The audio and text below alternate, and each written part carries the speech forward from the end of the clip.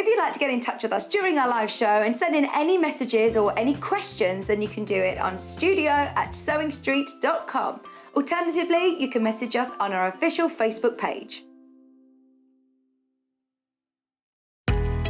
We know that shopping online can be a confusing and sometimes daunting task, and sometimes all you want to do is talk to a human being. Well, our family-run customer service team are on call 24/7. They're full of friendly, warm-hearted individuals, all trained to make your shopping experience as easy and as enjoyable as possible. And not only will they take your order, they will also help and guide you on your shopping journey, so you never miss out.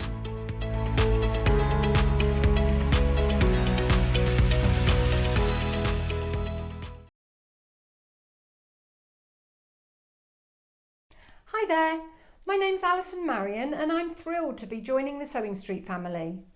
I live in Staffordshire where I run a couple of sewing groups and I have a passion for vintage sewing machines and also applique. I've stitched in some form for as long as I can remember, but I absolutely love teaching and helping people stretch their skills and hopefully demystifying some of the techniques that can be quite daunting for beginners. So I'm looking forward to meeting the team and getting into the studio. See you soon. Sewing Street have our very own app. You can now watch and shop from anywhere. Simply download the app from your app store onto your smartphone or tablet, then log in or create an account, and you're done. You can watch us live from anywhere, browse all our recently played items and pre-orders so you never miss out on any show deals, and message the studio to say hello at any time. And remember, you can check out as many times as you want and only pay one P&P all day.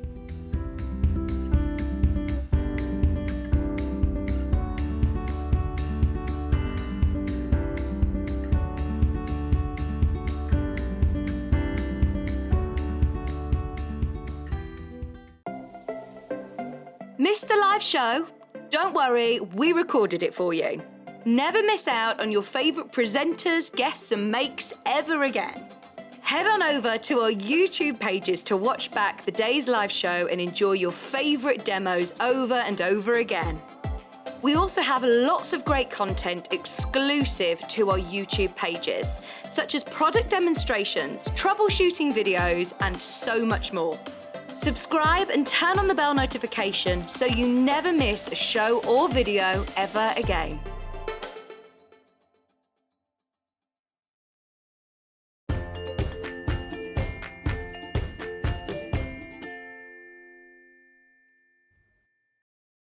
Good morning and welcome to Sewing Street on Monday morning. Nearly forgot in fact, the other week I did this, I went good morning and welcome to Yarn Lane. Really confused. Anyway, welcome to Sewing Street. If you haven't been with us before, this is your first time, welcome to our family. We're a wonderful, wonderful group of happy sewers and quilters and dressmakers and home sewers. And it's just a really, really lovely community where we bring you new, interesting products and designers, give you a little bit of insight, loads of top tips. So please do send us your messages if you've got any questions that you want to ask us or any feedback or just photos of things you've made. We'd love to hear from you. We're on Facebook Live, we're on YouTube, we have a Sewing Street fan page. If you just go onto your Facebook and put in the search Sewing Street fans, then you can join us. And it's a wonderful community. People are always putting in there, oh, I've made this quilt, I don't know what colour border or backing fabric to use. It's a really, really useful place. Or I have my sewing machines playing up, what do I do? Anyway, join us, we are a lovely community. So this morning, to start off with, we always have an early bird with this just special product that we're bringing you at a really good price. And I'm really excited about this one. This is lovely, look. It is not just one bag, but two. Mine are joined together, but you can cut yours apart. So on them, I'm gonna put my glasses on so I can look at it properly. It is a quilt. But it's a beautifully, like an oilcloth, so it's waterproof. And isn't it lovely? You've got flying geese going all the way around here, half square triangles going through, border strips. I mean, it is actually a photograph of a real quilt. If I turn it over to the other side, isn't it gorgeous? It does look like a real quilt, but I think it is actually a photograph of it. And then at the top, you've got a really nice chunky zip. Undo it. And then it's just got that lovely plasticky lining. So it's really lovely and waterproof. Now, we have had these for sale before. There are 2 of them. But today, we are saving for you £2.50. Fantastic, isn't it? So £7.49 for both of them. So you've got the big one. Now, these are great. You could use them for your makeup, your toiletries, all your hair bits and pieces, brushes, but you could also use them for your sewing makes, because the other one, should we have a closer look at that one? That's just beautiful. It's all half square triangles. I mean, it is really, it's like a scrappy quilt. There's so many different colours and prints and patterns. I mean, they really are the perfect pouches for a quilter. So you could use one of them to put maybe your EPP project, because you could get that for popping on the bus, the train, going on holiday, in the caravan. You could use one to put all your transfer pens and pencils, a pair of scissors, or just a small sewing kit. You could get scissors, needle threads, pincushion, needle case, all sorts in one of them. Pencil case, be ideal for a pencil case. Same on the other side, but it is beautiful, isn't it? It really is a proper, it's a photograph of a quilt. Now, you're obviously loving this morning, because obviously £2.50 saving, and you are buying multiples of them, which I'm not surprised, because I think, you know, one for you, one as a gift. And they've got a really nice, good, chunky zip, metal slider, but a nice chunky plastic zip. And then all waterproof inside. Aren't they gorgeous? I haven't seen these anywhere else. I think they're really lovely. Eco Patch, addicted to scraps. So they are made, so the large one, there's actually a name for it. I didn't realise that. The large one is called the Wild and Goosey quilt, and the small one is called the Box Kite quilt. Aren't they gorgeous? So £2.50 saving. Now, if you haven't shopped with us before on Sewing Street, the postage is only once a day. Doesn't matter how much you buy or how heavy it is. So say you bought yourself a brand new sewing machine, you know what that would normally cost to post. £3.95 is your postage. So once you've put something in your basket, you do need to check out. That's the important thing. Once you've checked out, your £3.95 will be charged to you then. But you can put things in your basket or check out any time between now and midnight, and that £3.95 will still apply. Only once. And the other good thing is that whether you're shopping on Sewing Street or Yarn Lane, and we have Yarn Lane on today at 12 o'clock, this P&P carries across both. So if you buy something today, so say you've bought the pouches, that's £2.50, then really, you know, your postage is only costing £1.50. Well, £1.49, £1.50, and then it's because you've saved the money already, and then once you've checked out, then all your postage is covered for the rest of the day. But you do need to check out. When you shop with us, you have to put things in your basket, and you can check out as many times as you want. Don't think, I mean, there are some websites where once you check out, you get charged the postage, and then every time. But with us, any time between now and midnight, it will only be 1p&p. So if you haven't shopped with us, that's how you do it. And there are various ways to shop. You can shop on our website, www.sewingstreet.com. So you can see it there. You can browse different things across the top. So there you've got tools, books and patterns, kits, haberdashery, sewing machines, fabrics, and then they're all sorted into groups as well. If you click on Watch Live, everything that we've got on the show today is there. So look, there's the early bird, £7.49. Click on the Add to Basket. We've got some fantastic men's fabric. We're having a special day today. We're sort of getting ready for Father's Day, which is June the 20th. I think, no, the 1st is a Monday, so it must be June the 20th. I know June the 21st is Monday because it's the longest day. Shortest day, longest day, and it's the day I'm in, so it must be the 20th. So we've got a special day for you today, all around Dad's and Father's Day, so that if you want to get ahead with your makes, or you just want to make something for Dad or men, lots and lots of different things for you. So all you have to do is click on Watch Live, then scroll down, and look, you can now see, oh look, there's Bird of the Month, that's coming up at 10 o'clock. Yes, so there's I'm not sure why that says £13. It isn't. There's something wrong there. We'll get that changed. We'll get that amended to £9.99. So the bird of the month is there. Now, last month when we did bird of the month, we sold out the panels before we even got to 10 o'clock. So we have got more panels, so hopefully that won't happen today. Please do get ahead. It just means that you can shop, you can go ahead and see what we've got coming up. You can shop, get it into your basket and check out before we actually come to the demo, and then you can sit back and watch and relax it and watch. So the good thing is if you buy the early bird, you pretty much covered your postage, and they are beautiful, and it is both of them, not just one. You do get both of these waterproof pouches.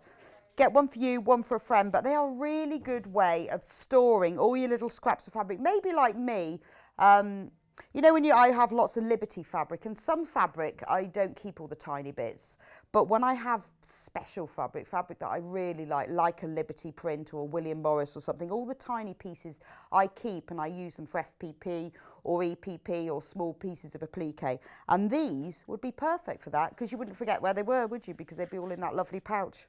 So 2 of them. Don't forget, if it's in your basket, it's not yours till you've checked out. It's like being in the supermarket. If you put something in the basket and then you nip to the toilet, somebody can take it out of your basket. So similar to that, but don't forget, you need to put it into your basket and check out at the same time.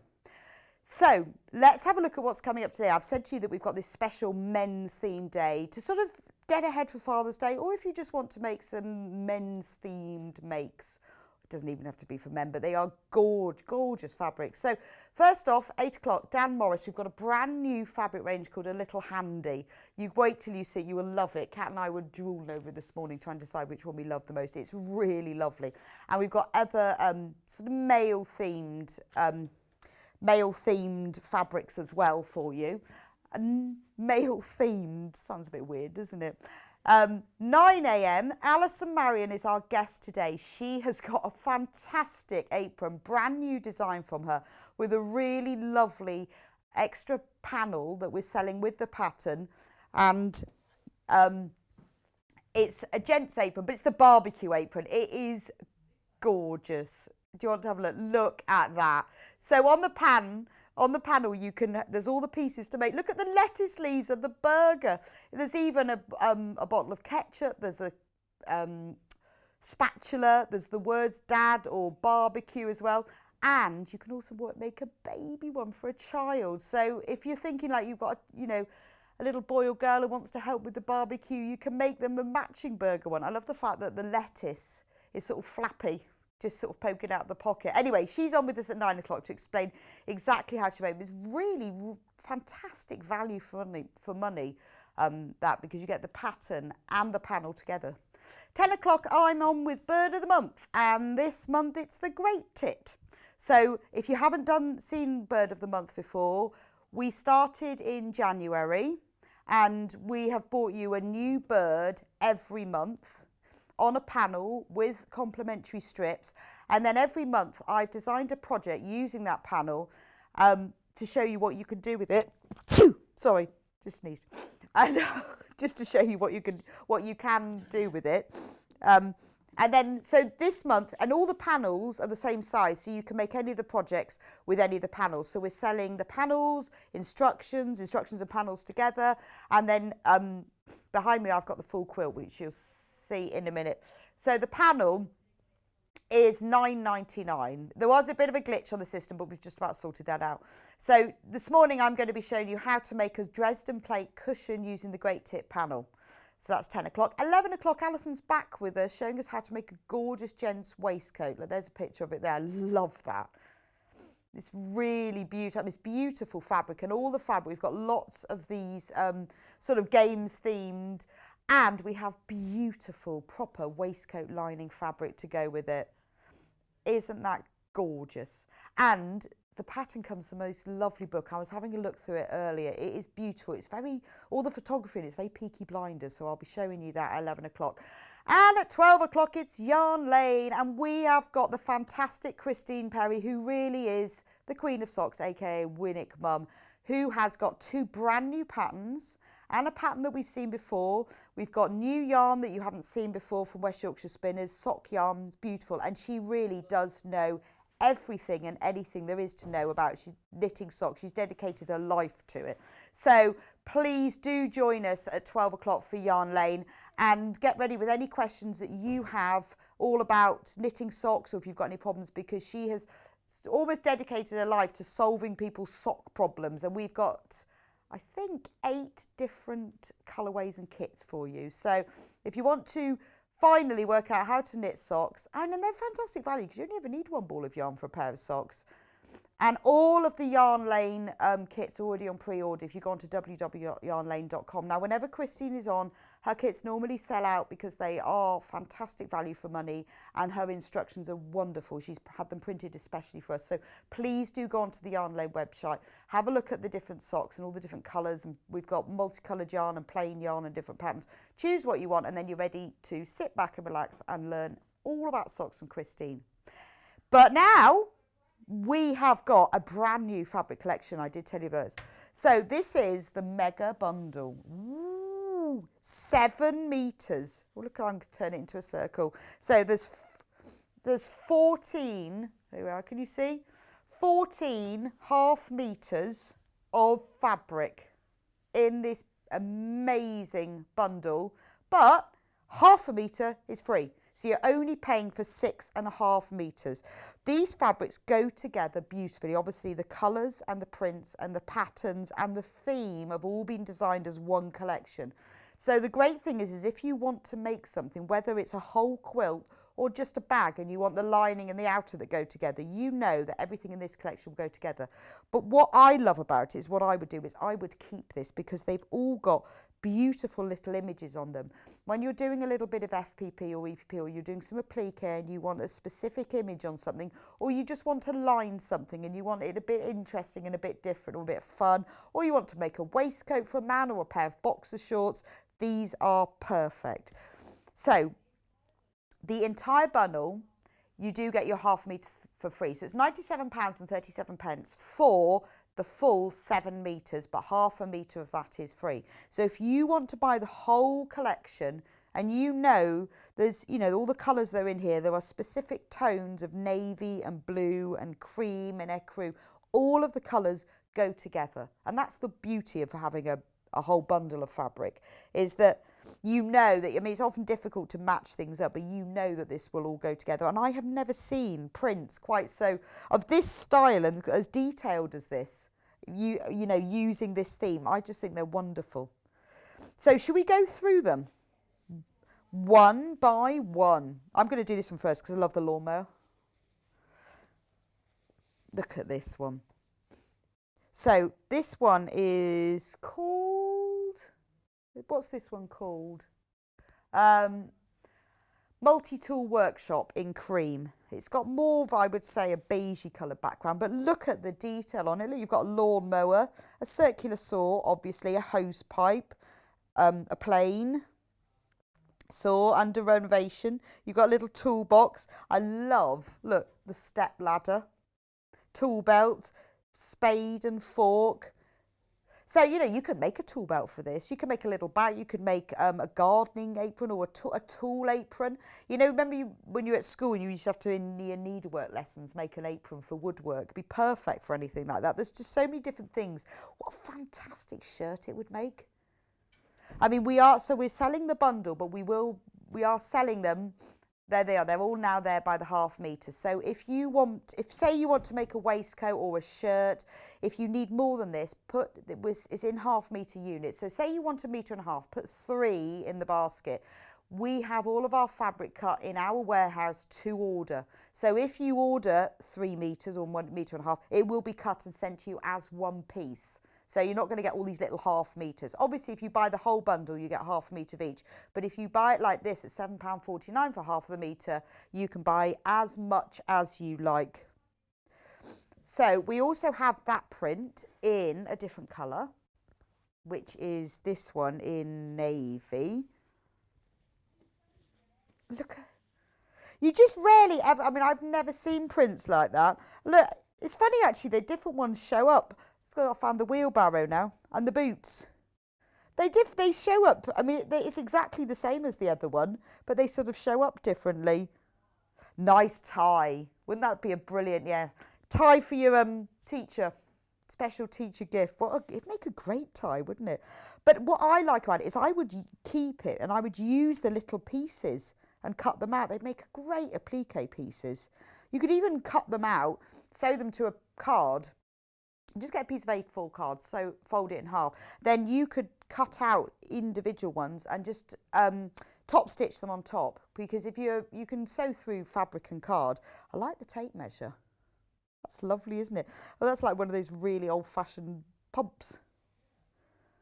And screwdrivers. There's so much detail. I mean, it really is beautiful detail. I mean, they are the quality of the print on here and the detail in everything. They're just lovely. I mean, like, look at let me move the little boots. Look at the little boots.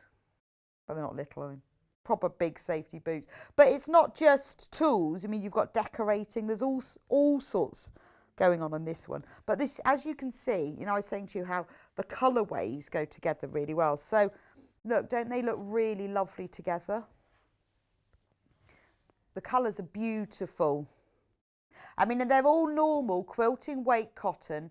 They're your normal 112 centimetre, 44 inch width. Beautiful quality as well. They are, real premium quality fabric. If I open this one up, you can see. Look how soft it is. I mean, it'd make a wonderful tool bag, wouldn't it? Tool belt. Or even just something for the, if you want a little bag or something for the garden. I think they'd make a really nice tote bag. It doesn't have to be for men, does it? Plenty of women like me do DIY. I do loads of DIY. I think I've pretty much painted my whole house. I'm not quite sure why, but I think I've done all the decorating. This would make a gorgeous tote bag, and with half a metre, you've got enough for the front and the back as well. And lovely for an apron. But you could, if you've got the whole collection, obviously you can use then different ones for lining. But if you wanted to buy it specifically by the half metre, there are other fabrics as well in this collection, which we'll go through in a minute, that would look lovely for the lining as well. But you could, if you were going to make an apron, you could have the outer in one and then put the pockets in the other colour. I really like that. I just think it's unusual to see these sorts of prints. You don't often see them, and in this quality as well. Not only the quality of the fabric, but the quality of the prints as well. Let's move on to, which one should we do my favourite one, which is actually the blue one. I love this one. I have this thing about things with tape measures printed on them. I don't know why. Are they to scale? Should we check? What if they're not, though? But I'm going to check. What are we inches? I don't think it is. Look. Well, do you know they're like half scale? Actually, because that 1 inch is an absolute perfect half an inch. So they are half scale. Love this one. So if you look at it really closely, you've got all the tape measures. And then in between that word, it's like marquetry, isn't it? You know when you do that inlet with, I still haven't worked out what the word is, with the wood. So that's it in blue. I love that. You see, now I would use that for sewing theme things.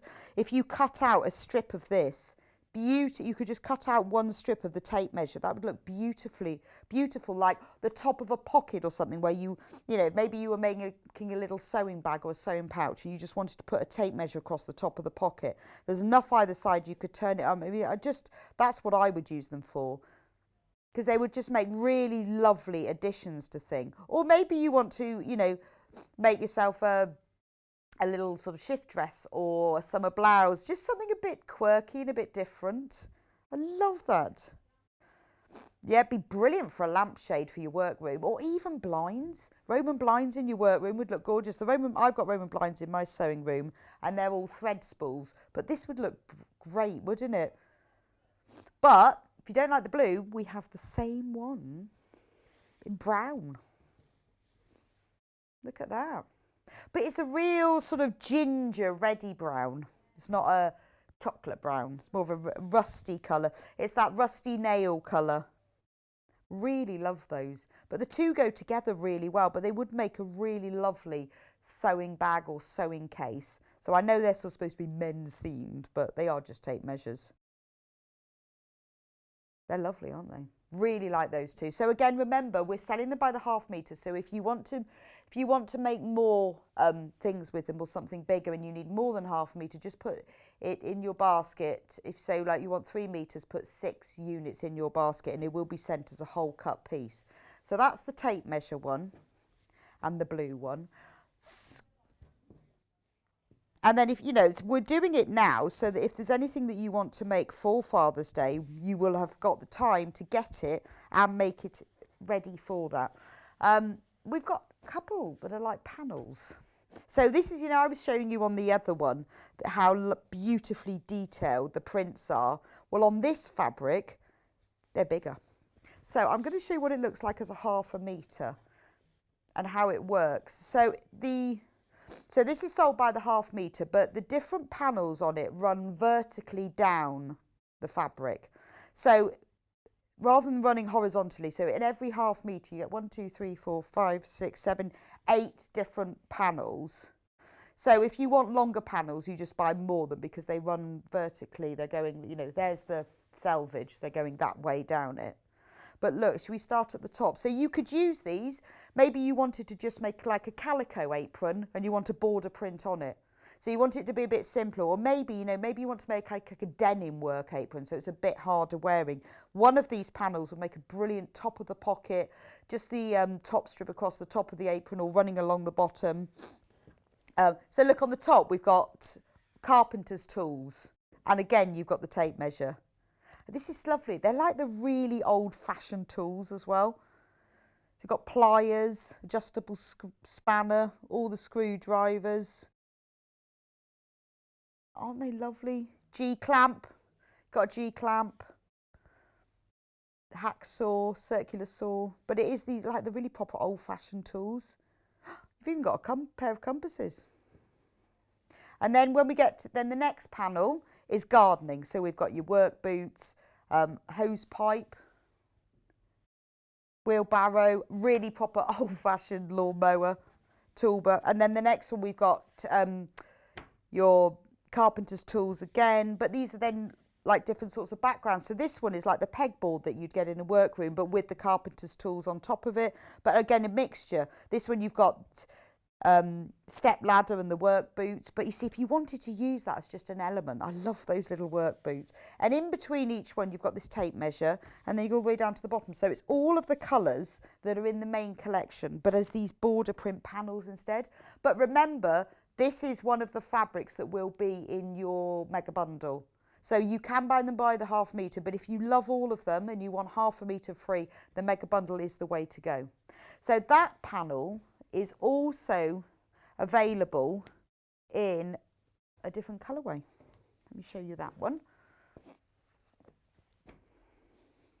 Oh, now you see, this is, I was saying to you earlier about, wouldn't this look great on a denim apron? Well, this has got like your denim background. So it's the same panel, same images, but it's got this lovely, it is a denim print background on it. And then they look slightly different against it.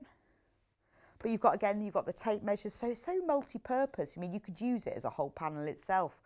Just, it would make a really lovely quilt, wouldn't it? You could just quilt around all the different things, or you can cut out the elements. So you've got that board and then you've got a bit of tape measure. But if you bought a metre of it and you just wanted to make a nice wall hanging or a quilt, or use parts of it, you could use these as border strips around a quilt. So maybe you'd made a quilt for somebody who was into gardening or DIY or carpentry, you could use these as the borders that go around the edge of the quilt, or use them for their individual elements in them. Love these. But denim, I mean, the denim would go, obviously, because you've got the denim things, would go perfectly with this. And I think sometimes it's quite nice to use like a calico or a denim or a canvas for an apron or a tool bag, but then use these sort of fabrics that have got the lovely print. So maybe you know someone who's moving home, got a new house, they're going to, you know, they need to start a toolkit. You can make them a nice toolkit out of denim, put a hammer in there, you know, your real sort of starter things like the set of screwdrivers and the hammer, put one of the border prints on. That's a fantastic gift for somebody for their new home, rather than a pot plant. A bit more useful, isn't it? Screws. I'm going to do the screws come in 2 colours. So, well, this is cream. But aren't they great? It's not just screws, though. It's screws and bolts and nuts and nails. It is really... I'm not saying that, Paul. Paul's got terrible jokes. This is riveting. It is. So we've got bolts, nails, screws, nuts. And the background is like a sort of a wash of a creamy beigey colour. But I just think this is lovely. There's just so many different things. I think this would just make a really nice dress as well. You know, anyone who's into a bit of DIY, what a brilliant dress. Because from a distance, you just look like you had a black and white dress. And when people get closer and go, do you know that you're covered in screws? Yeah, no way. No way. But such detail on it, the quality of the print. When you get close up to it, you can really see all the threads on all the bolts and even the individual threads on the screws. It's such a detailed print. If we get in a bit closer, look at that. Look how detailed it is. And, you know, and that's it. When you get a really lovely quality fabric, it drapes well, it's smooth, it's nice to sew with and nice to cut, but it's also got a beautiful quality print. Now, we've also got the screws, nails, bolts in blue. Oh, there it is. Couldn't see it for a minute. It looks completely different in this one. Oh, what a great shirt. Yeah, I think you could. I think that would make a lovely shirt or a tie. I think that would just make a gorgeous shirt. Face mask. Make a nice face mask, wouldn't it? Be a brilliant face covering. Or just, you know, it's prints like this that I tend to keep in my stash that I use for linings of things. Because it's just a bit different, isn't it? When you open up your zip purse, you go, oh, just slight, rather than having a plain lining. It's quite nice. But don't they go well together? Oh, nice lining. Look, don't they go gorgeous together? So if you were going to make a bag from them, you could do the main part of the bag in this and then use this one as sort of a border panel across the top or use for the base. But they go really well together, but they also go really nicely with denim fabric as well. And the beauty of buying the mega bundle is that you don't have to think which one you like the most because you get all of them and one free. And that's the beauty. I know, they're the sort of thing that you want to own and have in your stash and then you realise how often you're going to use it because you don't often see prints of this style. And then, you know, 6 months' time you think, oh, I really want to, oh, where were those fabrics? Yeah, someone's birthday. Cover a notebook. You buy yourself an A5 notebook. They're only about £1.50, a couple of pounds, and you can make a cover for this. It would be a great sort of DIY journal for somebody, again, somebody for a new home. It would be perfect. Should we do this? I like this one. This is like the wood print one. This is available in 2 colours, but this is the navy colourway.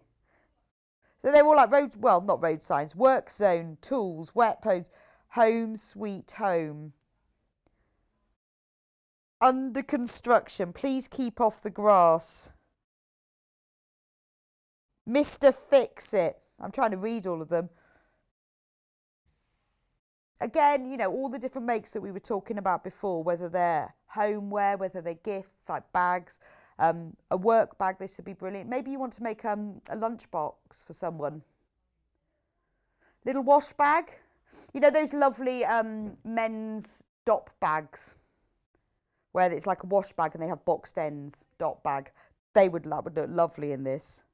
And I like the way that they've covered all of it. So they've got the keep off the grass and home sweet home, Mr. Fix It. That's great, under renovation. But this one has got the navy background. And when you look at the background, it's like a wood print. You can see the wood grain in it. If you get in really close, Paul, can we get in close, please, Paul?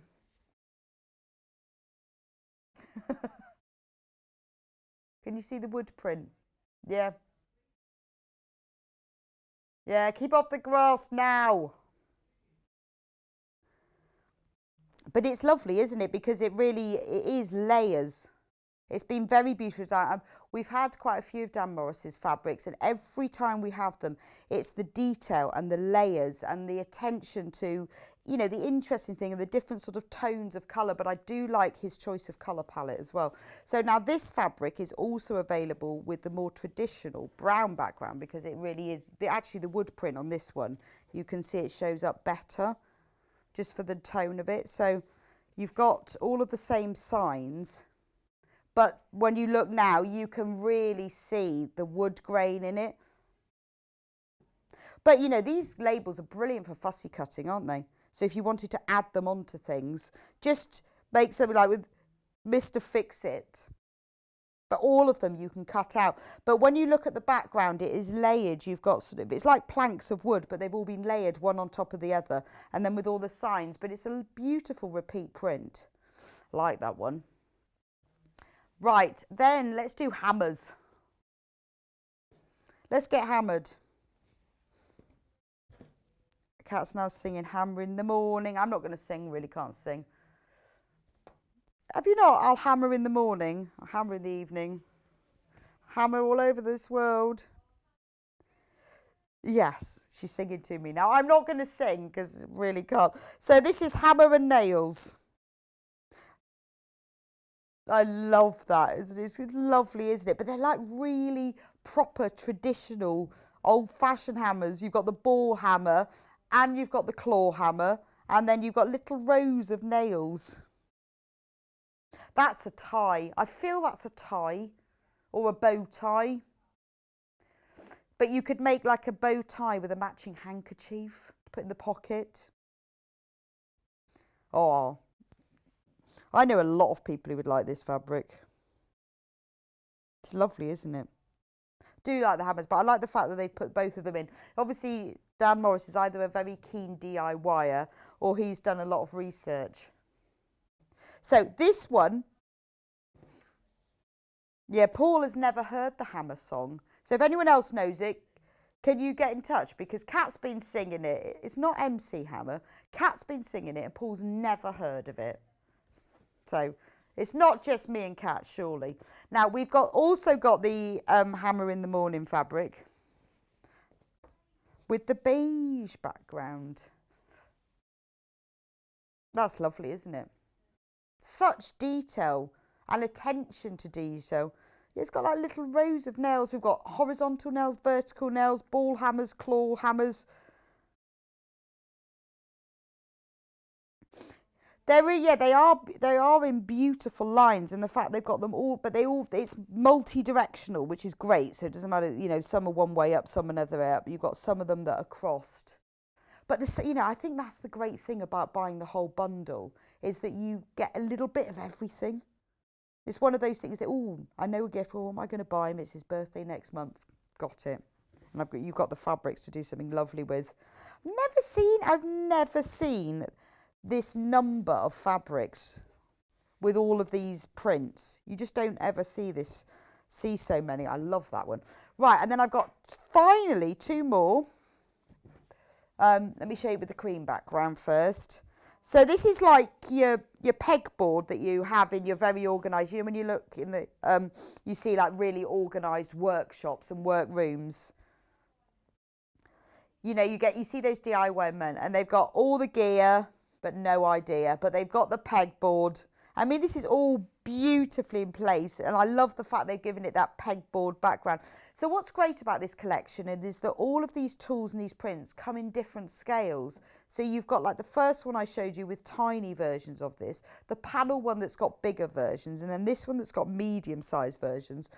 So you've got the folding tape measure, G-clamp, electric drill, but it looks like a really old-fashioned electric drill, and that one's a bit more with it. Red torque wrenches. You've got folding. See, everyone knows the hammer song. We all know it. It's only Paul that doesn't know the hammer song. And a plane. And Paul, that's not an aeroplane. That's a plane that you use for sanding things. I don't think he's a big DIYer, to be honest. So we've also got this print, but in blue. So you can see there's a theme now. All the colour backgrounds are either the sort of the rusty beigey colour or the ecru, or you've got this blue, and all of them are like a denim blue as well. All you've got to do is decide what you're going to make with them. That's going to be the biggest problem. But get it in your stash. If you're like me, you get it in your stash, you have that lovely bundle, and then you realise what you're going to do with it. But just even gift bags, to be honest. But you know, I always think everybody loves a zip bag. I make lots of zip bags. I say to them, do whatever you like with it. But people always love, you know, a glasses case. We've got a great book, the Love to Sew book. Can we do the Love to Sew book? Because in the Love to Sew book, which is one of my favourite books, I have to say, there are loads and loads of ideas for gifts. Well, they're probably not supposed to be gifts. It's called Love to Sew. But I think this is the most fantastic gift book. Because if you've got a fabric stash, which I would be surprised if you don't, and anyway, you're about to add to it when you get this bundle, this is a fantastic companion book to anybody's fabric stash. I know that none of you are ever stuck for ideas, but you know when you've got to make that gift for somebody, or you want to do something quite quickly, this is a fantastic book because there are 60 makes in it. $10.99, 60 makes. How much is that per make, Kat? One moment, caller. She's getting a calculator out.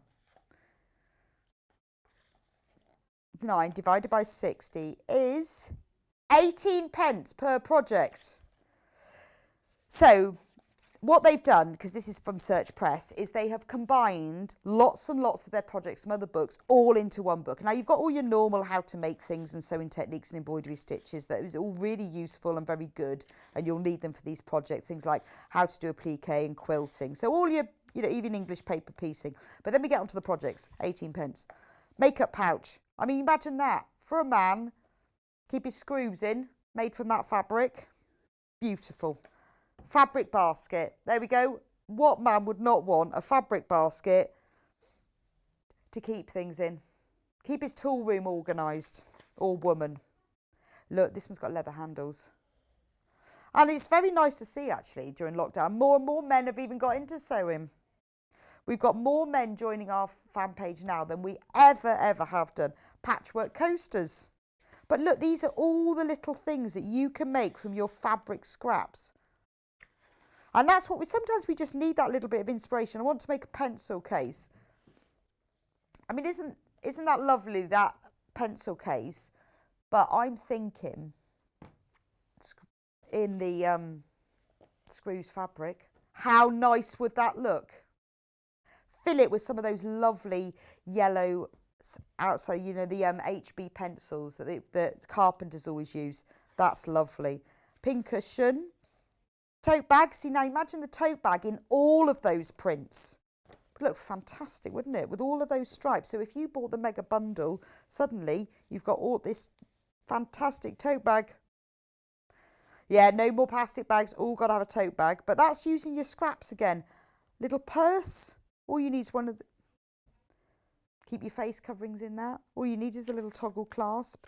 Look at it. I mean, it's not just... It's got all zip pockets. And I just think for 18 pence per project, a little pocket mug rug with a spoon. This is what I'm talking about your dop bag, where they have the boxed ends. Now, that one has got to be made, hasn't it, in this fabric. Look at that. That's what I would do with that one. Oh, this one is our second most popular fabric. What's our most popular one then? Oh, the most popular fabric is screws on navy. But look, wouldn't that look lovely in that? Or that one in that? That's your gift sorted, isn't it? Get ahead with Christmas, 18 pence a project. Hoop art, you could just frame it. Fabric caddy. Cutlery roll. That's for your, that'll be for when you go on a picnic.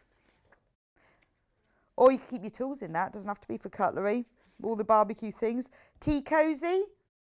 Tea cosy for when you has your tea in the shed, or when you're decorating, you can make a tea cosy. That's the one that I'd make the tea cosy from. It's just fun. You imagine that in the kitchen. It just looks fun, isn't it? Just interesting. Real talking piece. Go, I'm sorry, I'm off to the workroom. I've got my teapot, my tea cosy and my mug. Wool tidy. Well, you see, look at the border fabric. How nice, easy wool tidy. You can just put all the pockets and all the different pieces. This book definitely goes with this fabric stash. That's a nice bag, isn't it? I like the little knots on that one. I'm thinking that one is tape measures. Isn't it? Tape measures, bag. Nice. I've used the whole fabric stash already now. Coffee cosy. I'm going to have the mega bundle because I've got too many projects.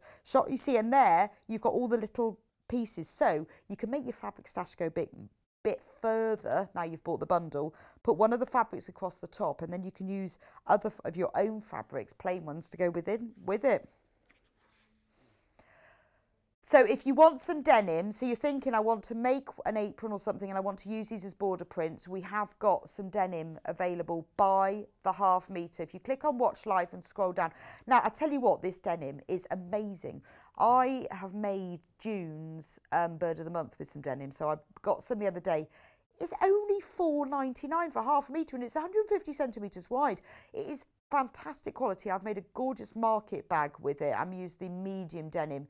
It is a beautiful quality. It's really nice to work with and ideal for any of you sort of, well, like bags or aprons or something that's a little bit heavier, but it's very soft. It's not lightweight, but it's very soft, so I can highly recommend that. Mug rug, another tea cosy, sewing machine cover.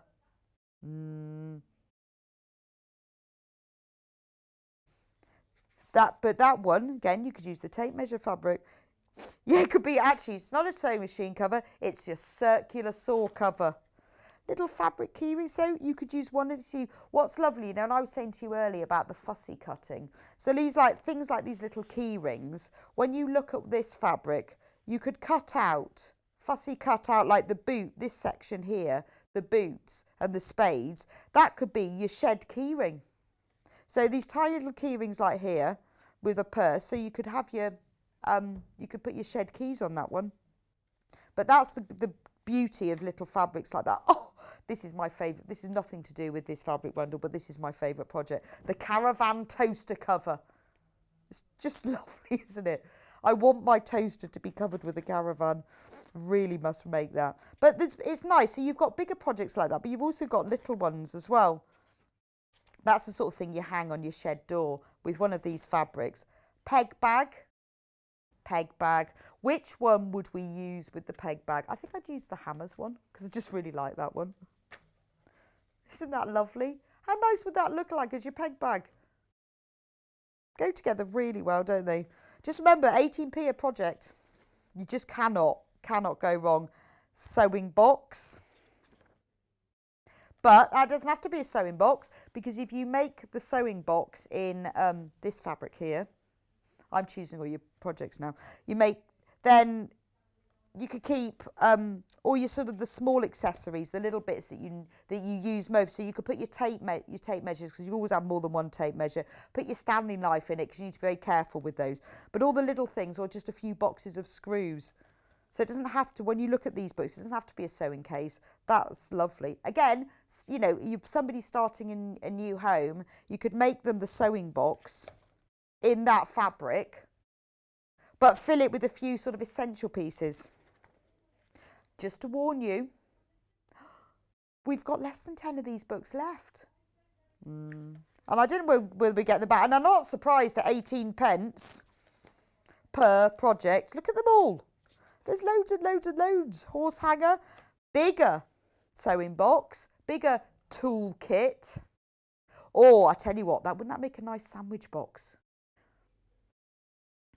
Put some insulate, you know, that bright insulated wadding in it. Make a fantastic sandwich box. In one of these prints, we just got to decide which one we're going to use for that one. I'm going to use this one for the sandwich box. You can just see it. You can see them going together. I've got your Christmas sorted for men now. Craft caddy, I like that one. That's so useful, isn't it? Now we're going to start going to workshops again. You can get your cutting mat, your rulers, everything you need in there. Bread basket. That's not a bread basket, is it? That's a screws basket. No. Table runner. Yeah, I'm not sure you'd have that on your workshop. Look at that. Tool caddy. Tool caddy. Yeah, thinking tool caddy. Anyway, 18 pence a project. I can't even get through the whole thing. We could go through this for hours and hours. Look at this. Imagine advent calendar in tools fabric. Each one could have a different screwdriver in it. Playmats. There's just so much. And in the back anyway, all the templates you need. That's a fantastic book, isn't it? £10.99. Everything you need. There's less than 10 of those left. So if you've got it in your basket, you really need to check out, because this is honestly one of my all-time favourite books. So many ideas in there. Right. We do have a second fabric bundle. Sorry, I got a bit carried away with those fabrics, but they are really nice. So we have 2 of the fabrics by the ½ metre. Now they complement the other bundle really well. They're from the Man Cave collection. Black wood. I love this one. It's like your sort of weathered wood effect fabric. If you get really close, you can see it. But we've also got it in the white. It's only £6.99, ½ metre this one. You can, on screen, it doesn't show up as well. If I show you it in the white, you can see it even better. Quilted weight cotton, normal 44-inch, 112 centimetre width. But we also do it in white. It's not white, it's more like ivory with a pale grey wood grain effect. It's like you've ripped up the carpet, sanded the floorboards and give them a little colour wash. So it's available in the black or the white. They go together beautifully. It's from the Man Cave collection. £6.99. In Allison Maryon's show coming up next, no, not next, at 11, we've got more from the Man Cave fabric range that we're using for the waistcoat. So if you like this, we have got more of it. We're just showing you those 2 by the ½ metre because they go brilliantly with that. And we have one more fabric collection for you. Now this fabric is available. Let me move it over. In this bundle, there are 3½ metres, 1, 2, 3, 4, 5, 6, 7. So 7 ½ metres and the panel as well. I'm going to show you the panel first. Oh yeah, let's not. There is one. Kat's just pointed out. There is already one unfolded, so I don't need to fold it. Let's have a look at it, shall we? I'll move those out of the way for now. We'll come back to them. I love this. The detail in this fabric is just brilliant. This is your caravan holiday extravaganza panel. But just look at the detail in it. Like this one here with all of its bunting and festoon lights. So this is like your sort of holiday camper van. This one's quite a posh one because it's got an aerial, so it must have a telly. Isn't that great? So on this panel, you could quilt the whole thing and have it as a gorgeous like picnic mat, picnic quilt, baby play quilt, wall hanging, quilt for a child's bed. Or you could cut out each one, use them to make cushions. If you cut them out and then added another fabric, we've got some other fabrics in the range I'll show you in a minute. You could put borders around it, could make a really nice outdoor cushions. Or maybe you want to make some cushions for your caravan. They'd be brilliant for that. And the other fabrics go together really well in that. You can buy just the panel. If you don't want to buy the bundle, £12.99 for just the panel. Now, less than 20 of these in stock. They do come pre-cut because it is a panel. So if you buy more than one, you will just get them as individual panels. So you've got the board of the caravans across the bottom, which is great. You can use that to add to these. And then you've got all these 1, 2, 3, 4, 5, 6 different caravans. So let's have a look at that one there. We've got this one's even posher because this one's got a satellite dish on it and a barbecue. It's got little flowers and bunting. This caravan, they're all really fun and bright. I think they would just imagine you'd have six cushions, be just a bit of fun for when the sun does come out and you're sitting outside on your outdoor furniture, or maybe you're in a conservatory, or you just want to make one just for a bit of fun and bright. I love them, but they are perfect for, or maybe you want to, you know, you're going on holiday, you're going in your caravan, you want to make a little bag or a picnic bag. You know, you've got enough panels here to make all the different sides of them. If you've bought the Love to Sew book, there's lots of ideas for different size and shape bags that would be ideal for this. This one is brilliant. This one's got the obligatory flamingo. Obviously, because you have to have a flamingo when you go on holiday. But we've also got, we've got the bundle with the panel and all the fabrics, but we've also got them available by the ½ metre. So if I show you them, you can see what they look like, whether you want to buy them in the bundle or whether you're thinking, oh, I'll have them by the ½ metre instead. These are real brilliant holiday makes. Look at the detail on it. I love this one where you've got the two picnic chairs and a fire and an umbrella. But these are all the caravans that are on the bigger panel as well. And they've got a guitar and a picnic bench. And a very large squirrel. The squirrel is the same size as the barbecue. It's obviously an overly well-fed squirrel. Must be on the camping site. Basket. You've got the bicycle with the basket in it. There's so much detail when you look at it really carefully. Little birds. There's that one's got a what are they called, those wind kite thing? Can't remember what they're called. So that's one of them. That's $7.49 for the ½ metre. I mean, that's really packed, really intense. So you can use it as it is, or you can use it to cut out the individual pieces from. Right, next. If you... Oh, that's the panel. That's the panel. If you want... I was saying if you're going to make... If you've got the panel and you're thinking, I want to make some cushions and you want to have something to add for borders, then obviously all of these fabrics go with them.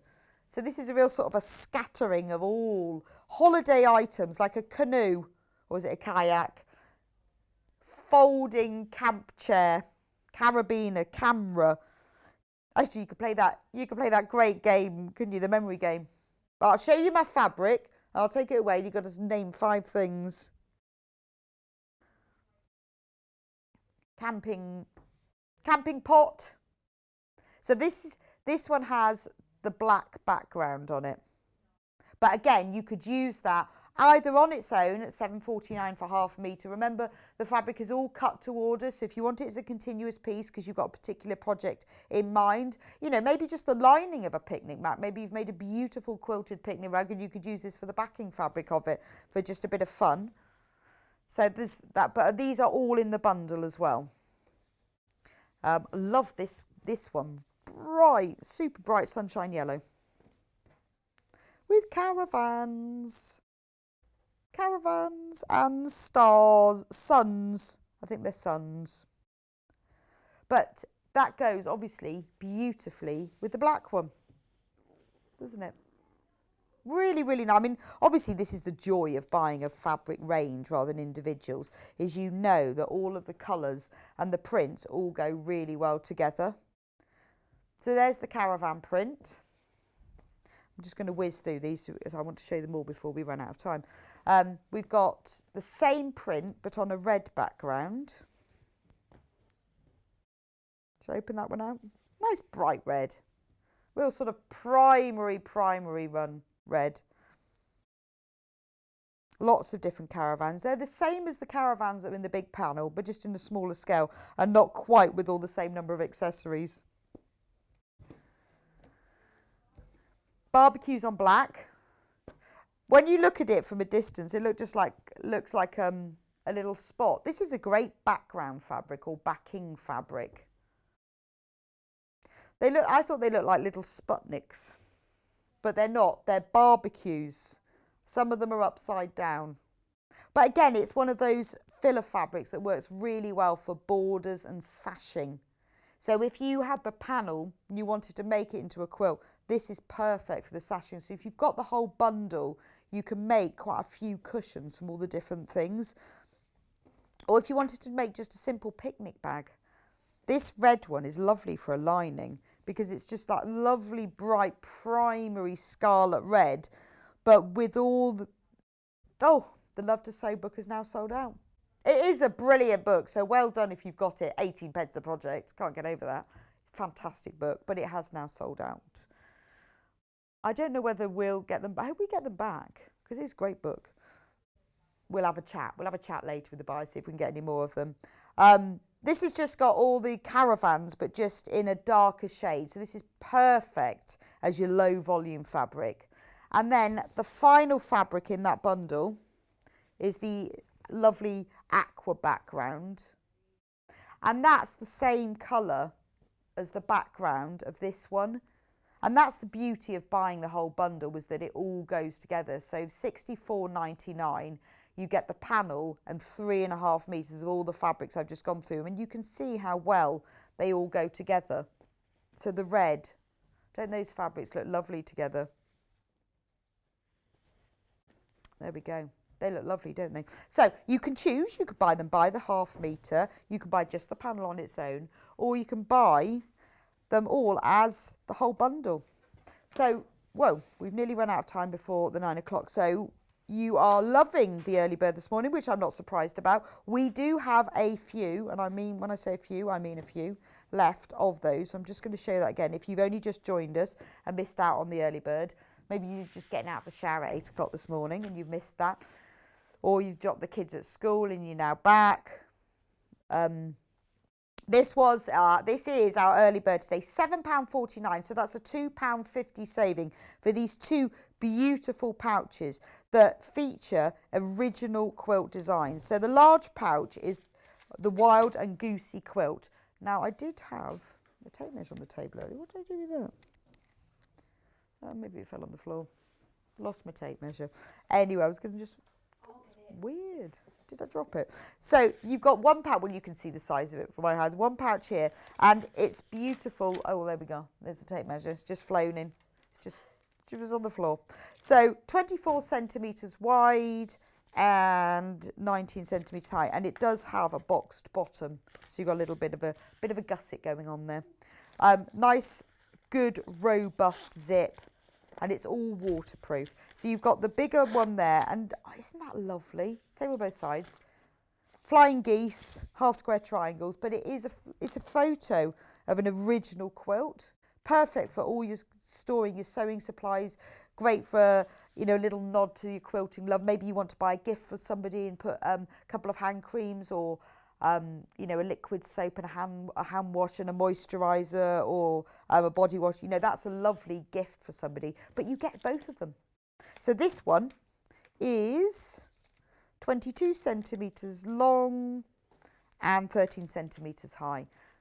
But they're really, really nice gift if you bought somebody, maybe a little sewing kit or a pencil case for somebody. This is a lovely thing to put it in. But very, you know, really nice, strong, big moulded zip with a metal zip slider, and they're waterproof as well. So £7.49 for both of them. Now that is a £2.50 saving. So if you haven't shopped with us before, the postage is £3.95 for whatever you buy today. So with your £2.50 saving, you've only then got £1.50 extra for your postage, really, for the whole day. So, whoa.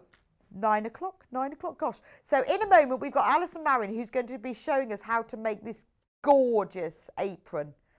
The pattern comes with the panel with all the different pieces for the burger and all the words.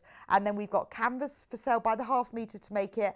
And we've also got the webbing that you need to make the apron. It's really clever, the whole of the top and the straps together. Anyway, Alison will be with us in just a couple of minutes' time, where we're going to show you how to make that, and you can buy the pattern and the panel and all the canvas. So go make yourself a cup of tea, and I will see you back here with Alison in just a couple of minutes' time.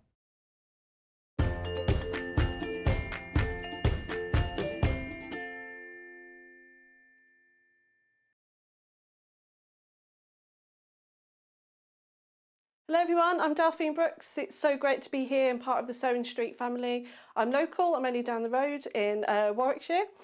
I started sewing many years ago when I was very young, doing lots of art and painting, and eventually I went into textiles, and I really enjoyed doing the two together.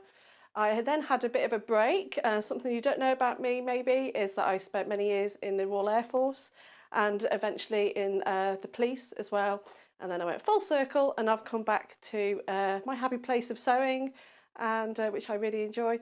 My best sewing tip is measure twice and cut once. I have chipped up a couple of times by not measuring properly, and I do always regret it. So now I always measure twice, cut once. Anyway, I really hope to be with you again soon, and I look forward to seeing you again soon. Thank you.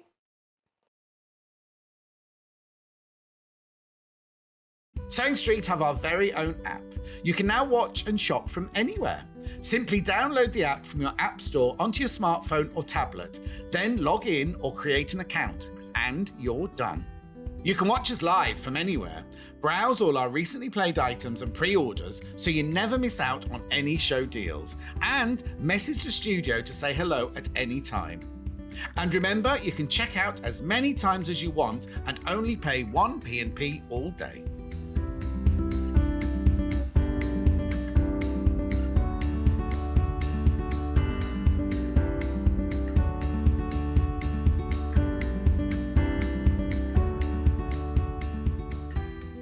Have you heard about all of the different ways you can shop with Sewing Street and Yarn Lane?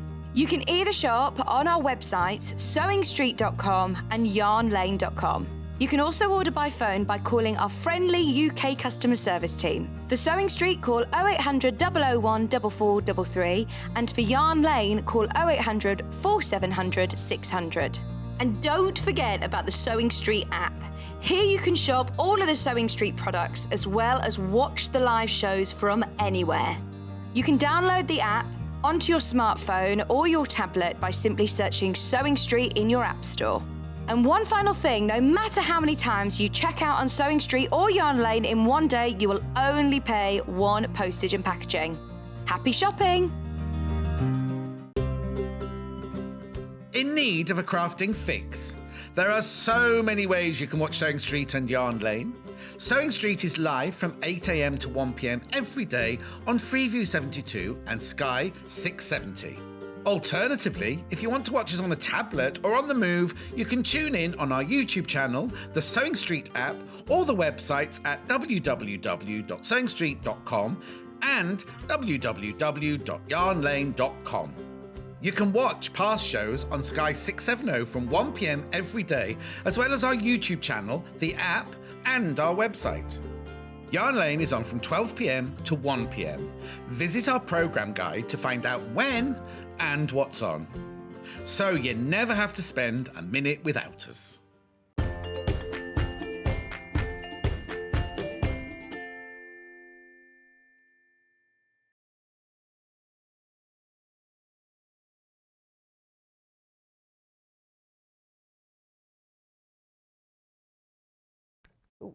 Oh, hello, sorry, I just couldn't decide whether to wear my...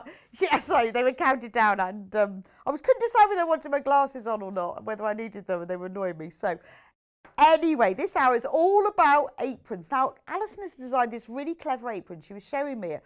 You know, there it is. It's not the normal crossback apron that Alison does. It's different. Look at that. That's the pocket. Let us see it. I'm not going to keep repeating. Paul is like the king of puns. Be driving me mad all morning, that he has. This is a really clever apron. So instead of having a strap, and you know when you get the little D-ring so you can adjust it, and then you get the thing, it all joins together. We'll show you in a minute. So it actually, the strap that goes around your neck and then that ties around your waist is all one piece of webbing, so it's really fully adjustable. It's brilliant. Anyway, so Alison has designed this now. So in the pack that we've got for £49, which we did question this morning because it seems remarkably cheap for what you get. Good value, not cheap, but remarkably good value for money. Remarkably inexpensive. So here is the instructions, the Happy Families apron. Now, what is fantastic about these is that there's no pattern to cut out. No sort of enlarging or having this big pattern to cut out and pin to your fabric, or realising that you're short or tall or thin or not so thin. and you want to make a pattern for an apron that actually fits you. The problem I always have with aprons is when I put the bit that ties around the waist, I always have to fold it in half and tie it around because they're always too long in the top bit of the body. But Alison shows you in this pattern how to measure yourself. Look, put it all in there, neck width, neck waist. I'm going to have to make one of these. I've never found an apron that fits me. They always tie around the sort of the bottom of my hips. I have to fold them up. So you put all your measurements in here, and then she explains how to then cut your fabric so that it fits you or the person you're making for exactly. Now I think this is brilliant because yes, you can easily have an apron pattern that you cut out and pin on, but there's no guarantee. It's made for Mr. Average, and I have not met him yet. So if you're not Mr. or Mrs. Average, this is the pattern for you. And then everything you need to know. So you've done your measuring, you've put them in there, you've cut your piece of fabric out, and then everything you need to know about how to sew it and how to work it, including this very clever system of how to put the apron on you. Where is the apron? Here it is. So I'm going to show you how this works. I'm just going to bring my friend in. This is my friend. He's called Dad. So let me turn him round. So here's the strap that goes around the neck, and if I turn it round, his bottom, he hasn't got any pants on. It's one of those great great aprons with they haven't got the pants on. So this is one piece. So it starts here, goes all the way round the top, and then round there. So when all you have to do is you pull the ties, that then adjusts. You can see it gathering. It adjusts the top, so you don't have to, with my aprons, I always end up having to tie this into a knot. Or you have the D-ring thing, but this is just one piece. That's so clever, isn't it? I think that's just wonderful. So in this pattern, you get all of that, how to measure yourself. So you're not like, I guess you're making your own pattern, but it's not like complicated pattern drafting. It's just all about measure your neck, measure your waist and everything. And then, look, that's so clever, isn't it? So I'll turn my dad round now. So not only that, there's lots of information about different styles of pockets. So this pattern can be used for just a very simple apron with or without a very simple pocket. However, if you want to make the apron that I've got here, for $14.99, you also get this beautiful panel. This is 100% exclusive to Sewing Street. You cannot buy this anywhere else. Now this is where Kat and I got confused with the price, because we thought it was just the instructions for $14.99, but it's not. You get this panel. You get this panel. I think they've got the price wrong. I think this should be $19.99, but do you know what? We're not questioning it. Not asking. We're just keeping like that. So look at the panel. So look, there's the burger. There's the top of the burger. You've got bacon, tomatoes. Love the onion rings. So if you're a vegetarian, you can leave the bacon and the burger out. You can just put the lettuce and the tomatoes, the bottom of the burger bun. Now, if you look on my apron, you can see where all the different pieces are for it. See on there, the big apron. Look, there's the top of the burger. So you can choose what order you put your burger in. And on here, you've got all the different pieces. So you've got like the lettuce leaf, and on our apron, the lettuce is coming out the top of the burger. You've got a spatula, so you can pop the spatula in the pocket, or you could put it across the bottom of the apron, or you could just use that for something else. We haven't got the spatula on our apron, but it's up to you. Oh, but it is on the children's one. It's on the kids' one. So you've got a ketchup bottle. I like this because if I had this one, I'd embroider the name of the person. I put, his name on there, or you could put, whatever you want. You could put the name of your house on there. Whatever it was for, or maybe you're making it, you could put Happy Father's Day on there, Happy Birthday. I love the burger lettuce. Alison has used this and pleated it to put in the top of the pocket. So it's like little flappy bits of lettuce. Can you see that on my friend? We'll show you when we come back to me. Look, the lettuce is flappy bits there. And flappy cheese as well. Flappy cheese and flappy lettuce. But that's up to you what you do. So all of these, so you've got all the different pieces. Now this is, because obviously the instructions for making this, the Happy Families apron instructions come with the basic how to make the apron. So we have got, so this layout diagram, which is just how to organise it so it looks like ours. Alison's actually used that, so rather than just keeping it as a diagram, she's used it to make the children's version. Look how sweet that is. Adult, kids. So this is supposed to be the layout diagram so you know what order to put everything in. But no, you can use this for the children's apron with a little mini spatula. Ketchup spill, I love that. And then at the bottom of it, we've got letters. So we've got barbecue dad. Barbecue dad, he might not taste very nice, but you could always give it a go. So you can choose, I mean, it's just an idea, isn't it? Maybe you could use the letters if you wanted to use them for a different name. You could work out, you could work out what can you make from this? Bad? How many words? Dad? Barbecue? But you could use the letters and trace them and use them for different things and create Bab? Bab, why would you want to say Bab? Oh, sorry, it's a Birmingham word. We don't have that term down in Bath. Bab. So there's loads of different things. And, you know, on our apron, we've got Dad. Alison's going to put barbecue on hers. But the whole panel with all of these different bits, the ketchup bottle really is my favourite. And the instructions for $14.99. Amazing. Amazing. So we had loads of these in stock, and we have got less than 100 left, which might sound a lot, but it's not when you see how many we've already sold. So if you do want the apron, which obviously you can use time and time again, because it is a how to make an apron that actually fits you. So for people like me, very important. But you get this beautiful panel. It's just such fun, isn't it? And I love the fact that the layout diagram, so you don't need instructions with it because there's the picture of how you do it. And Alison's going to explain to you. So when you buy this, just write down the date of today and then you can watch it back on YouTube to see how she does it. This is 100% exclusive to us at Sewing Street, so you will need to buy it here.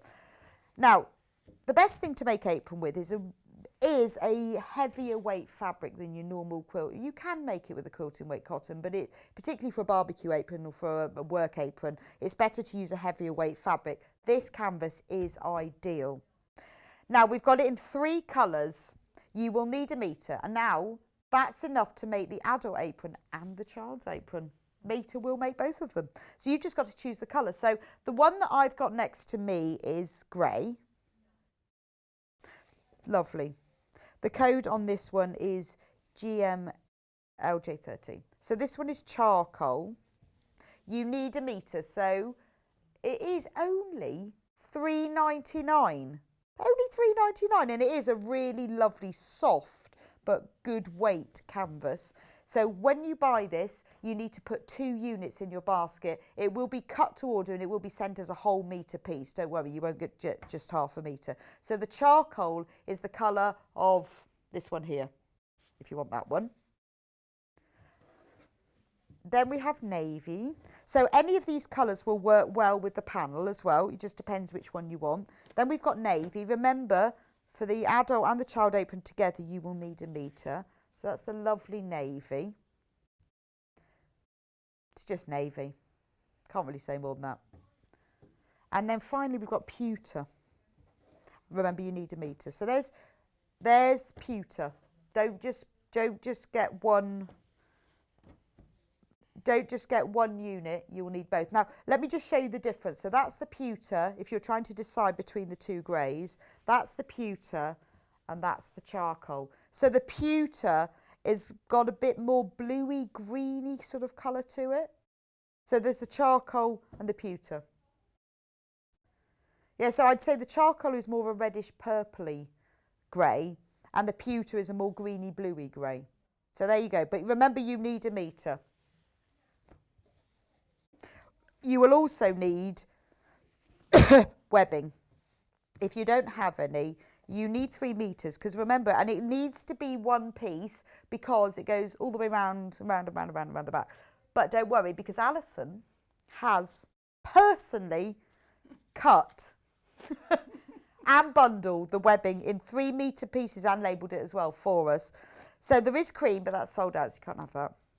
But it's okay because we have navy, black and white. So there's navy, 3 metre piece, it's 1 inch wide, really lovely quality, it's exactly what you need. It's soft, but you know, and it needs to be soft so that it drapes and it's easier to tie, but it's got to be very strong as well. But this is what Allison used, so she's cut it all up and packaged it for us. £3.99 for 3 metres. It's a very inexpensive show, this, isn't it? So the pattern and the panel together are really good value. I think the canvas is amazing value. And then the webbing, £3.99 for 3 metres. So you don't have to use the navy with the navy. You can mix and match your colours, but that's the navy. We've also got white. Again, this... we never normally do our webbing in 3 metre pieces. We sell it in 1 metre pieces. But Alison said, obviously, you can't join... Well, you could join it together, but you don't really want to be joining it together. It has to be a 3 metre piece. So this has been cut by Alison specifically for these aprons. Obviously, if you buy multiples of these are pre-packaged into 3 metre lots, so you will be sent to 3 metre pieces. So there's the white. Again, it will go with the pewter, the charcoal, or the navy. And then finally we have black, which again will go with any of the colours. It's just up to you which one you use. 3 metre piece, £3.99. So you need to buy the apron with the barbecue panel, you need 1 metre of the canvas, and then you need the webbing. You just need to choose the colour. And we have Bonder web, so you'll be needing as well. We're going to get all the shopping bits out of the way before we sort out. So you need Bonder web, because you'll need that for the applique, for attaching all your burger bits and lettuces and onions and ketchup bottles. There's a pack of Bonder web. You will need that to make this design. And is that enough, Alison, for all of the pieces? I'll show you what I've cut out with that and then you piece. see. But if you want to do everything on the panel, you'll need 2 of those. Okay. So if you just want to do this, Alison will show you what she managed to do for it. But if you want to do the whole apron, and particularly if you're doing the child's and the adults, you will need 2 packs of this. And finally, the bodkin pinch and thread. And this is a great thing. If you've never seen this, I bought myself one of these, sort of like that. I bought myself one of these a few years ago. It's brilliant because it is the perfect thing for threading anything like elastic or webbing or tape or ribbon through a drawstring. It's one of those little gadgets, £1.99, that's a very, very useful, and then you will feel invaluable part of your sewing kit if you haven't had one before. I love mine. I bought one because I didn't know what it did. It's a brilliant thing, brilliant. But Alison's going to show us what you do with it. So, Alison, what inspired you to design this apron then? Good morning. Well, basically, because like you say, most of my aprons, I have a knot in the back, or you have to take it off and then start again and shorten. I also like an apron that I can cross over at the back and bring to the front. Yes. Obviously, you wouldn't do that with this because you'd lose your pattern, You'd ruin wouldn't your burger. you? Yeah, but for my size, 3 metres is okay to go round and then tie at the front. So, yeah, it's just a chef-style apron that's adjustable. Yeah, and you can make it, obviously, men, women, children, just with 4 measurements.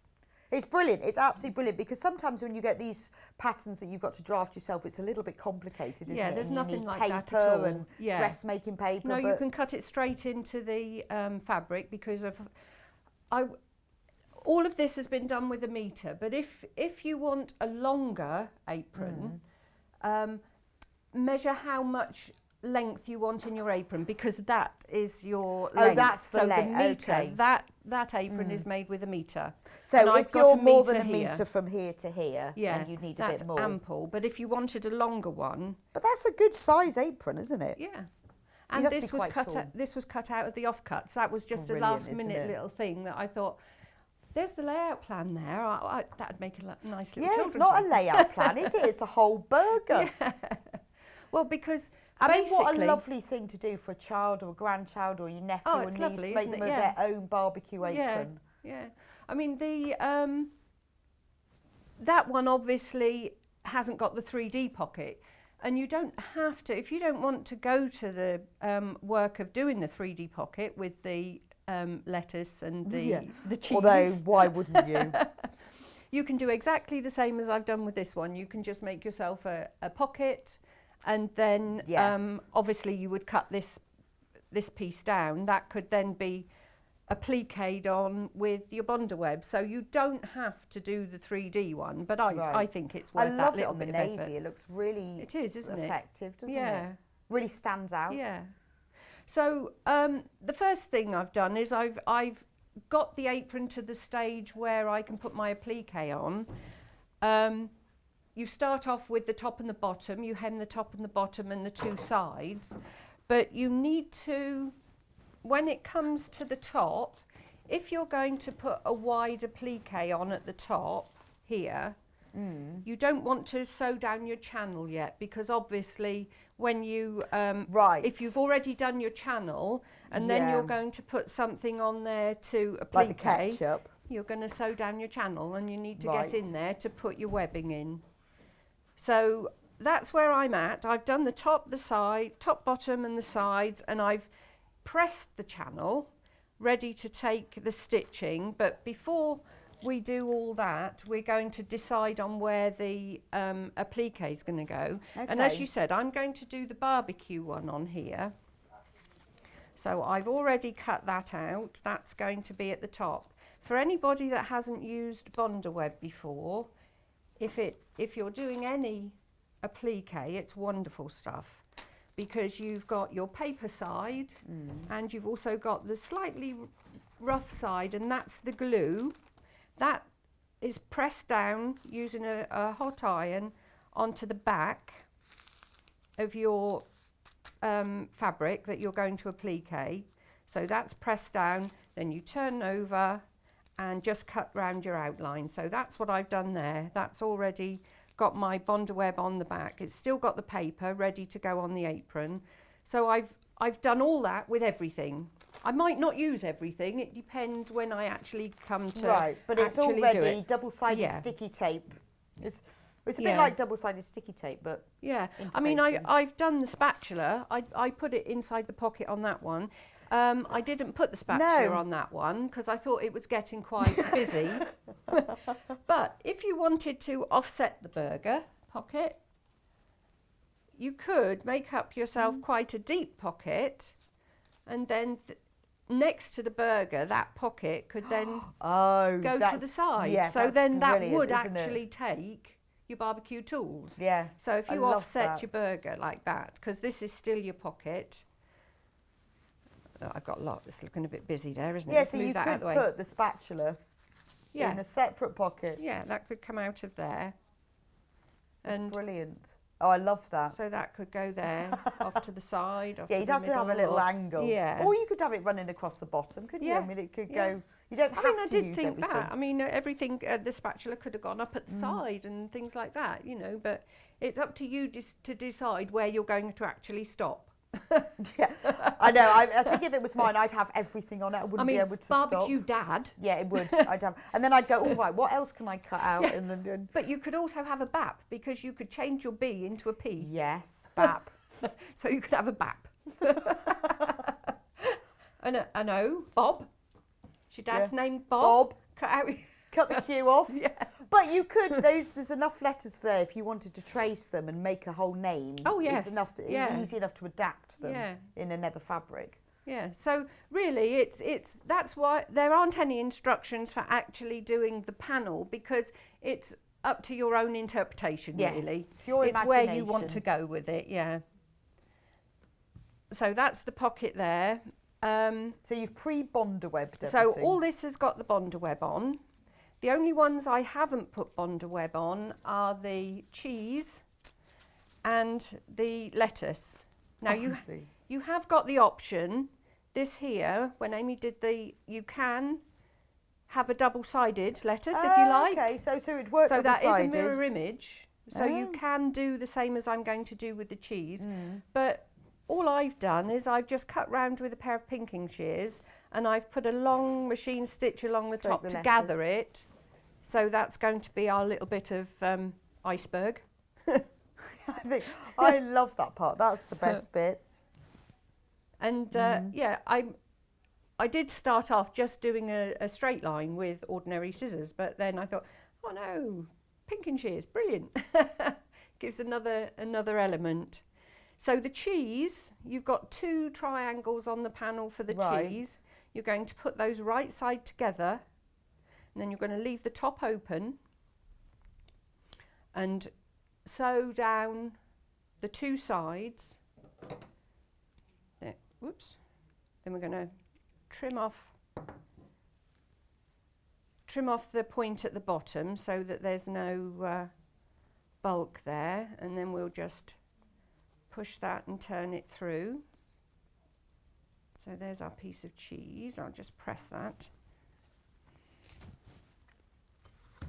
Lovely new board. Yeah. Oh, so we've now got less than 50 of the instructions and panel. So if you've got it in your basket at the moment, I would suggest you check out, because they are selling. I'm not surprised. It's just the best thing, isn't it?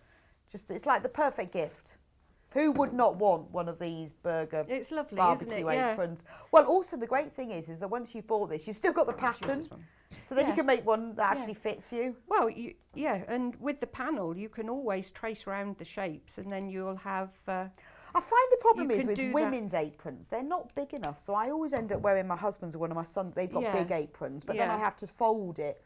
So the women's aprons aren't big enough to cover everything when you're making like something really messy. The measurements that I give you there, I mean, obviously, if you want one to go round further, you just add a little more. That's true.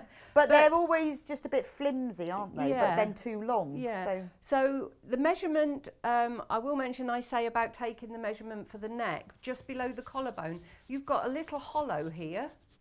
Oh, yeah. And that's where you measure, in the hollow there.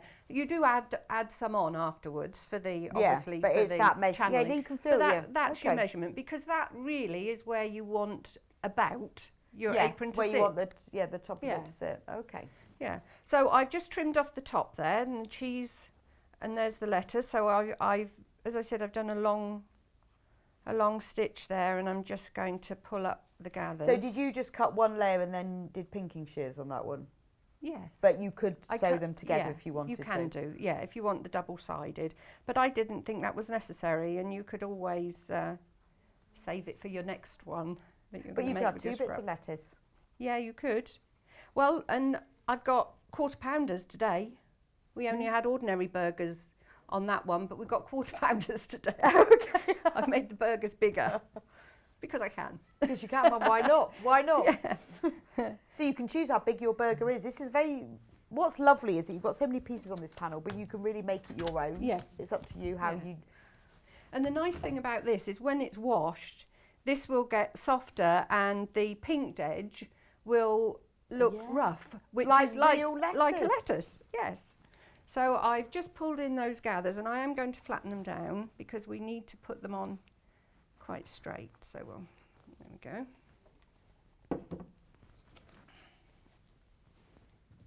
So we'll come back to that in a minute.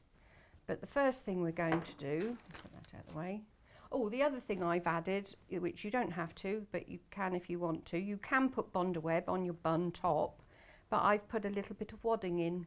Oh, so I've just put wadding in and then sewn around the top. So you have actually got a little bit of wadding in there. Well, it would be like that, wouldn't it? And then you could quilt the seeds. Yes. If you wanted to, because it would be slightly puffy. Yeah. So you only need to cut out the actual base of the bun. As I said, if you're going to do it on a pocket and just applique it on, you would make it smaller. But what we're going to do is we're going to add this to the bottom. Let's start this down here because I'll start it down further because I have actually made these a bit bigger. And we're going to just sew along the top. So your right sides together, and we're going to sew along the top. It's weird, isn't it? I'm just sewing the burger to the bun. So we've got about 1/4 of an inch seam. It's not critical. It really isn't.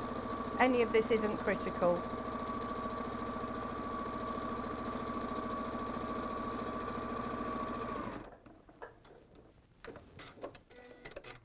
There we go.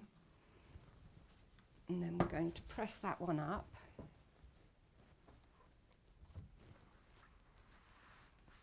that. By putting this on, it also gives the pocket a little bit more stability as well. There we go. So that one there.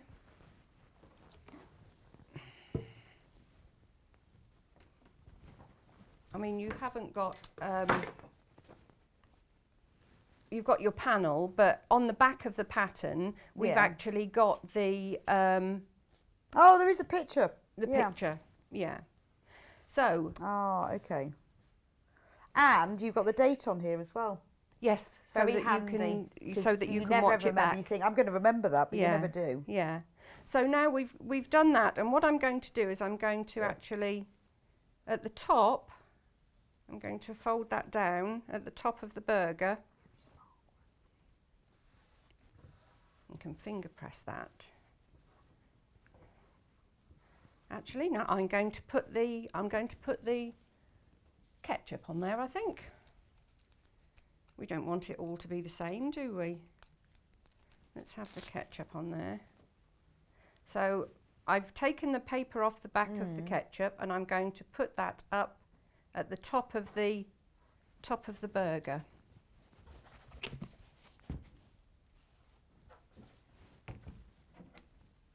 And we'll put that along there.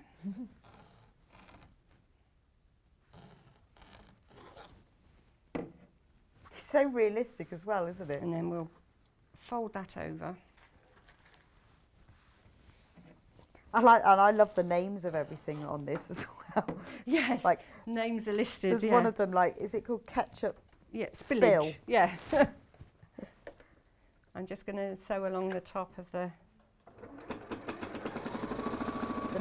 The navy wedding has sold out. But we do still have white and black, so don't worry, we haven't sold out completely. But I would suggest, if you do want the pattern, the panel, the canvas, or the webbing, you really need to put it in your basket and check out, because you could well miss out before the end of the hour, which is a shame, because you're not going to find this anywhere else. This is totally exclusive to Sewing Street.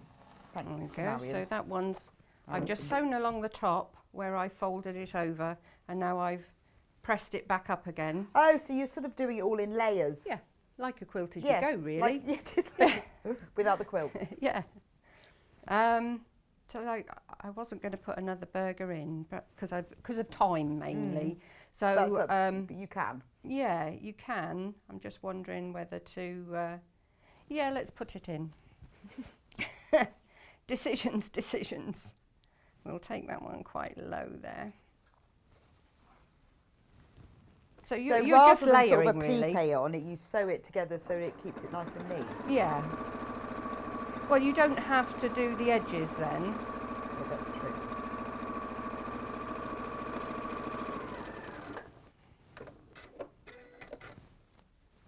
So we'll put that one up. And then the next one we'll put the cheese and the lettuce on. So there we go. So let's have the cheese over here this time. And the lettuce. Now the lettuce I'm going to use a little bit of glue to hold down because obviously it's gathered.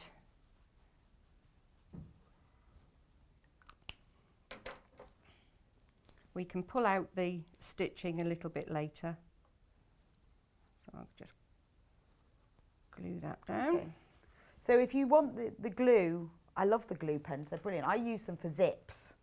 Yes, I've not done that because I don't know, it's what you get used to, isn't it? And I tend to do pins because I've always done it, but I really must try. Particularly, you know, when you do the like the post box zip thing, and I've always pinned it, and then somebody said try glue, and it's just, you can really reposition so much more easily and then sew it in. So I use mine a lot, but I use it a lot for EPP as well. So we do have the glue pens, $6.99, but I would suggest, from experience, if you buy the glue pen, then buy the refills as well, because it is really annoying when you run out of glue. And I was doing some EPP the other day, and I had to use Pritt Stick instead. And honestly, it's not the same. When I came to remove all my EPP papers, the ones that I'd done with the glue pen came out nice and easily, and the ones with the Pritt Stick didn't. So Right. I would suggest, but we do have the refills as well. There they are, £6.99. But I would say you get six. You get one in with the glue pen itself, but if you want the refills, the pack of 6, and it is worth it because for things like this, where rather than using pins, then it's not permanent. These fabric glue, it is really a positioning thing. So you use it instead of pins, but it does make it a lot easier, particularly with zips or little pieces like this, where you just want to glue it in and then sew afterwards, and it dries clear and it washes out. It's not permanent. It's not like your glue gun, but it's a very quick alternative to pins. Doesn't work for everything, but the things that it does work for, it's fantastic. That's like using 505 spray for the first time. That's a revelation, Yes, isn't it? it is, isn't it? Where you think, oh, I don't understand what that's all about. But I love my glue pen, but please do buy the refills as well, because it is really annoying when they run out. Right, I'm just folding over the top now and hemming the top. So once you've done all the layers, then the final one you have As to you hem. hem at the top, you know where you're going to sew by then.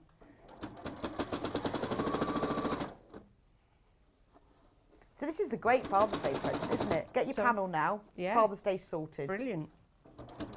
Because I don't know what it is, but don't men turn into Gordon Ramsay around a barbecue? I know. I don't know what it is as well. What is it they go, oh, I know, we'll have an easy Sunday lunch, we'll have a barbecue. Yeah. Well, there's nothing easy in that, because you're going to stand by the barbecue flipping burgers, Yeah. and I've got to make all the salads. Right, okay, so we'll pull that I don't piece of think lettuce women are back. the same. I think they just get on with it. That's very sexist, isn't it? But they do become caveman. And then we just cut around the outside of the pocket. That's why we've left it with a little bit of the background on, so that we can run over the edge, and now we'll get a nice finish around the outside edge. Because then you just add the pocket. You can blanket stitch, zigzag. Oh, okay, yeah. I mean, you can free motion if you wanted to. I didn't, because the shapes are big enough to be able to just take your sewing machine around and keep turning your sewing machine. Yeah, no, that's true. And I started off and I tried with black thread, and I think that took away from the panel, because if I'd have used just a piece of yellow fabric there, and it didn't actually look like a piece of cheese. Yes, I see what you mean. But the beautiful thing about these panels is that all the detail's there already. So if you want to add more, you can, but you really don't have to. No. This would make a great gift, wouldn't it? If you made like the big one and the child's one, and then you can get your children to give it to Dad on Father's Day whilst wearing the apron. Or get your children to make them, because it's only straight seams. No, that's true. There's actually, nothing. You haven't got any curves to go around. You don't have to clip anything. it's a really nice first project if you wanted to do something with a child as well. You could. It's a nice thing to do together, because you could help them with the measuring. Yeah. And they could choose all the placement, and that's a lovely thing for, how many bits of lettuce should we have, and we can have gherkins and onions, and they can make their very own burger. Right, I'll take out my pins here, because we're just going to put this at the top. This is where I said you need to actually leave. Okay, so that you don't leave sew some the of channels. It. Yeah, because if you've made your channels, then you're going to actually sew into them. So we'll push that over there. So this is where, if anybody hasn't used Bondaweb before, you'll see how brilliant it is. Well, it's like double-sided sticky tape, isn't it? It is, yeah. Only My nails are too long.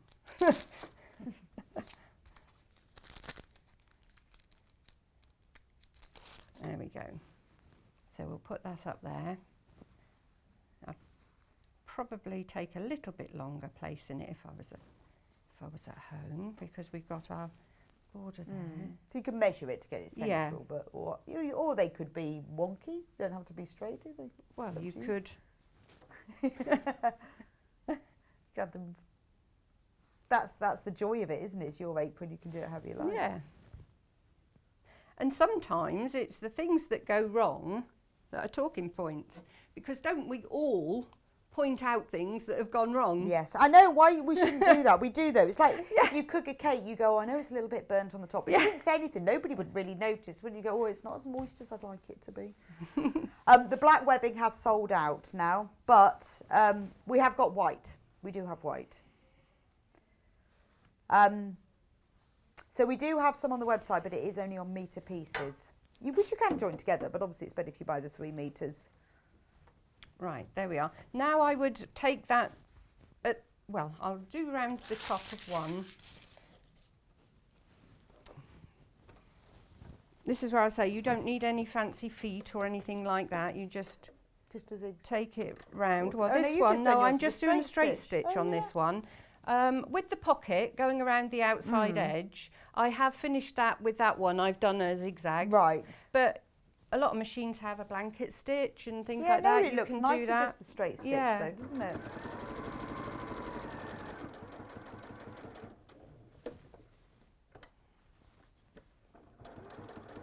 So that's where, I mean, you don't need to have a free motion foot or anything like that because you're not doing really fine detail.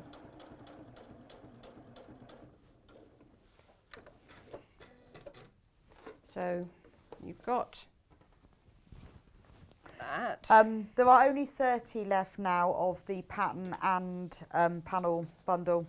So if you do want it, if it's in your basket, then you really do need to check out because it will probably be sold out by the end of the hour, I would have thought. There we go. Yeah, we've got 15 minutes. Let's see if we can sell now, it out. now is where you do the artistry comes in because you're going to have your pocket So here. how do you decide where the pocket's going to be? Do you just guess? Yes, really. Or just sort of put Yeah. it on maybe and... Yeah, I mean, if it's for a present, you can't do that, can you? No, Because but they I would suppose know, you could but just sort of pin it on yourself and think, right, I mean, it's like on my crossback apron. I put a placement there for the pocket, but I've written on it, pocket placement guide only, because you might Depends how like to long be your able hand- to do that. Yeah, that's true. You know, it Yes. really depends, and what you're going to keep in it. True. So, yeah, this one could go over there, and then that one could go next to it with that coming out. And there's enough fabric in the metre to add that extra. Yes, yeah. Okay. There's enough to do 2 of these, actually. Well, cutting out this one, and that. This is what I've got left. Yeah, so you could actually take the mini out of spatula the and put that in metre. another So that would pocket. make a child's apron. Oh, wow. So Yeah. how much is the canvas? £3.99. Wow. So £7.98 for your metre. Yeah. So then you could, I mean, that could be just down the bottom, couldn't it? I like on this one, I love the way you've got the ketchup Yeah. being poured Coming onto out the I- burger onto the and the burger. drip coming out as well. I Yeah. think that's really clever. I mean, Look, I so like... Alison's done it. Let me show you the side of my friend. Look, the ketchup bottle comes down here from the armpit, and then she's even put a drip of the ketchup coming onto the letters there. I think that's great. But I would embroider their name on there. I think the onions look When nice you've done together. your apron, please do send us in photos because we would love to see how you sort of personalise it, what order you've put in. Have you done it the same? Have you put different pockets in? Have you put things on? Yeah. We'd love, so please do It send really them is in. open for your own 'Cause interpretation. we'd love to see what you've done with them because I bet Yeah. you've got other things and fabric in your own stash and you can add your own bits and pieces if there's something in a burger you like. Yeah. So, Blue cheese, maybe? I've got a gherkin there that I'm screwing You up. could put Look. a bit of blue stitching on it to make it a blue cheese, Yeah. couldn't you? Yeah, you could. So if I'm happy with that like it is, which Or you could which like I am. embroider a cross through the gherkin, couldn't you? If Yeah. your dad hates Yeah. gherkins. Yes. Oh, well, good idea, yes. So paper off and then that'll go there. Oh, yes, you could have your ketchup bottle in that other pocket, couldn't you, with the spatula as well? Yeah, that could be on the front, couldn't it? Yeah, yeah. Oh, that looks a bit funny It coming yeah, out the that top looks of like the it's pocket, coming out though. the top of there, doesn't it? Yeah, it's a little bit strange. It's a bit that it's just so realistic, isn't it? It is. I mean, it's done a brilliant job. I love it. It's just Because 20 we left. bring in these things that we take out of our brain yes, out your somewhere. brain. You say, I want bits of a burger. You should have seen the sketch. Ian said, "Oh, I'll take that." I said, "No, that's just how it's come out of Of my head." my He said, "Oh, head. that'll be fine." Yeah, I think all the things you can put in a burger. Yeah. Well, you might prefer mayonnaise. You could put cream. Yeah, what couldn't do you like? Oh, Kat likes a bit of halloumi. I love halloumi in burgers. Yeah, it could be a vegetarian burger as well. Yeah, it could. Yeah, could be bacon, When not bacon. we were in Kentucky with my cousin, and we went to one of the supermarkets there, and they had a stuffed burger maker. I've only done it a couple of times, but they are lovely. What's that? It's where you actually fill the burger with something, and with feta cheese and a bit of onion, it's lovely. Ooh. So you've got, it's like a quarter pounder, but inside you've got all the items inside. So actually inside the burger, that's amazing. Yeah. So you can fill it with whatever you like. I like the idea of quilting the bun top. That's a really good idea. Put that one down there. Let's put you there.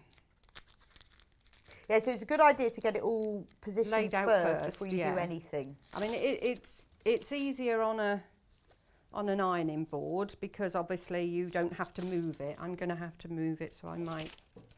Yeah. How many have we got left, Kat? Less than 20. We've got a question from Mandy. Does the main fabric come with the kit?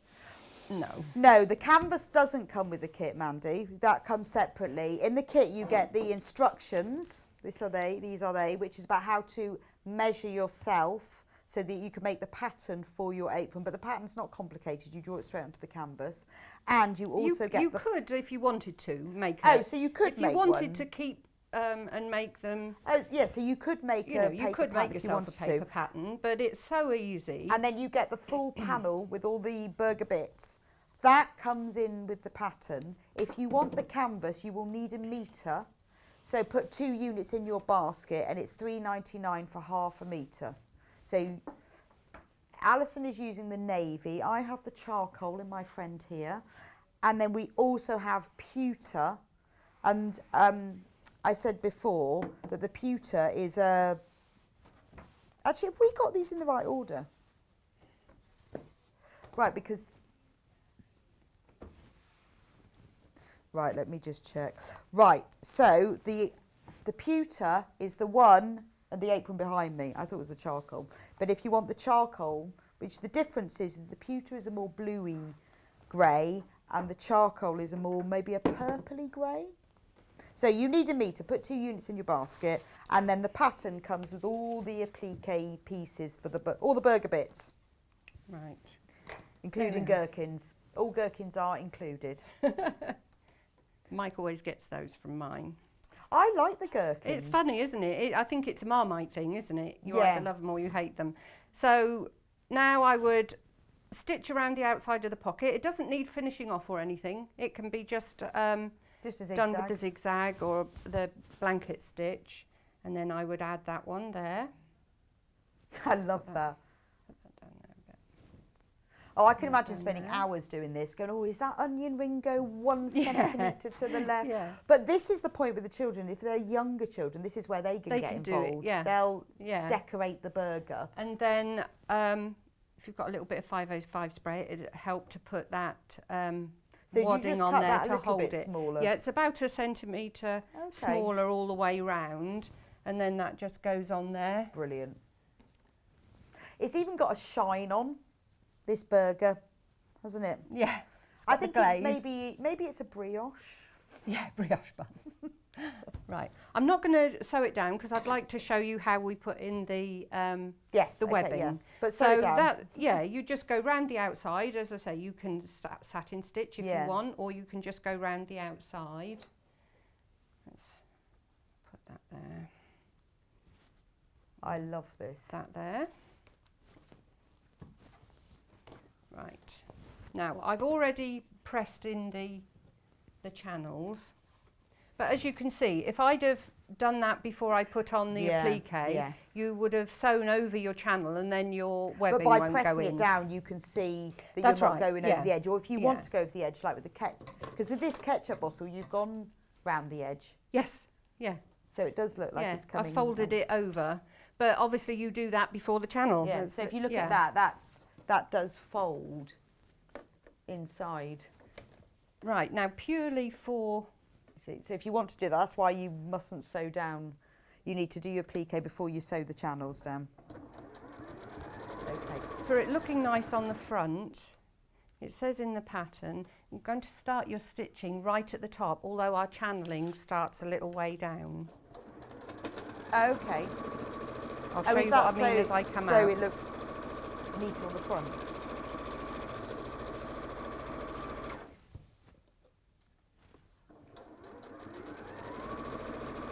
And obviously I wouldn't be using cream thread. Well, unless you want to have it as a top stitching.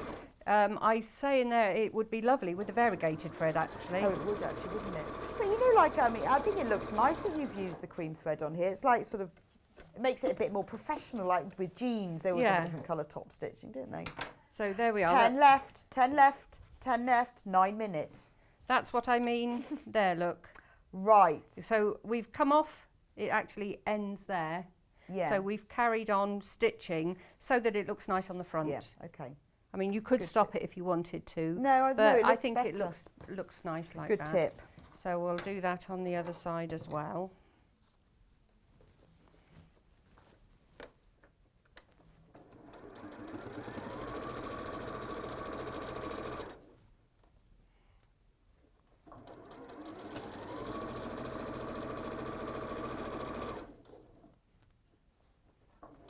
It's funny, last time I was on, I left my pincushion.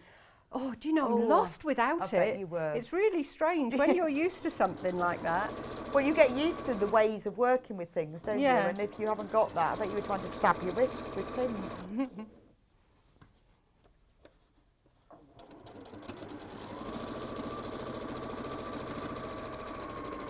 we go, carry off onto the end. And I'm not using my scissors there because whoops. What I do is I would take this back through. I've got a big needle, big eye. Oh, that's a very big eye. But the Three top, left, 6 minutes. Is that all checked out, Kat, though? Those are checked out. So if it's in your basket and you haven't checked out, then that's not included. It's only the people who checked out. So if you've got in your basket and you haven't checked out, there are only 3 left to check out. So you really, really need to do that. Right, so what I've done is I've taken the front thread through to the back. I've knotted it. And then using a... So why do you do that? Because I'm now going to bury the threads in the seam so that you get a nice finish. Oh, okay, so you haven't got that reverse I mean, because I stitching. love the fact that my sewing machine has a lock stitch, but it does give a bit of a untidy finish for some things. Yes, it does. Well, you can always see it, can't you? Yes, yeah. So I've just put that through there and I'll pull that off and then you haven't got any knot or anything showing. Okay. So that finishes that off nicely. So let's just now show you the webbing. I think it's nice with that white top stitching. Yeah, I think it looks... yeah. I mean, I could have done it all the way round, but I mean, that does, it almost makes it look like a butcher's apron, doesn't it? Yeah, it does. Yeah. I mean, that needs obviously And pressing, so. Where's my bodkin? I did get it out. And yeah, if you get a bit of ketchup on this while you're doing your barbecue, no It one will doesn't notice. They'll just matter. think it's part of the design. Yes. Right, I've finished off the ends. So Alison is using black webbing there. This is navy. Oh, that's This navy. is navy, Oh, yeah. okay. So But we I've, only have I've double white turned left. I've double turned the end and Okay. sewn that. And Now this is this where thing comes. the magic bodkin tweezer thing. So show us how they Yeah. use these then. It's got a little ring here. Yeah. And it's got a couple of like claws that you close over your fabric or elastic or ribbon and then this little ring you push forward and there's no way that's going to come off of there. So much better than a safety pin then. Well, safety pins can come They undone, do, they can't always they? come undone, and Yeah. I'm trying to do them back I mean, up. I've put in there that you can use this, or if you haven't got this, a safety pin, because, you know, not everyone has them. But, yeah, I mean, this do come would be undone. a really good investment for anybody that does anything. I'm amazed actually for such a small item. how Yeah, when you you will push use it the loads. thing down, Yeah. it's really secure, Yeah. isn't it? So what I'm going to do is I'm going to feed this up through one side. Oh, you can see. It's such a See? simple invention, but Yeah, and I'm not having to think about, oh, is Is my the safety pin safety gonna come pin undone? going to come undone? So we do that and we'll pull some through. I keep wanting to pick that up and put it away. I didn't cut out the white there because I thought it'd make it stand out. But if it's on a lighter fabric or something, you could cut Yes. those out so that you could send through. Right, well, make sure that that's not twisted there. And then that goes down on top there.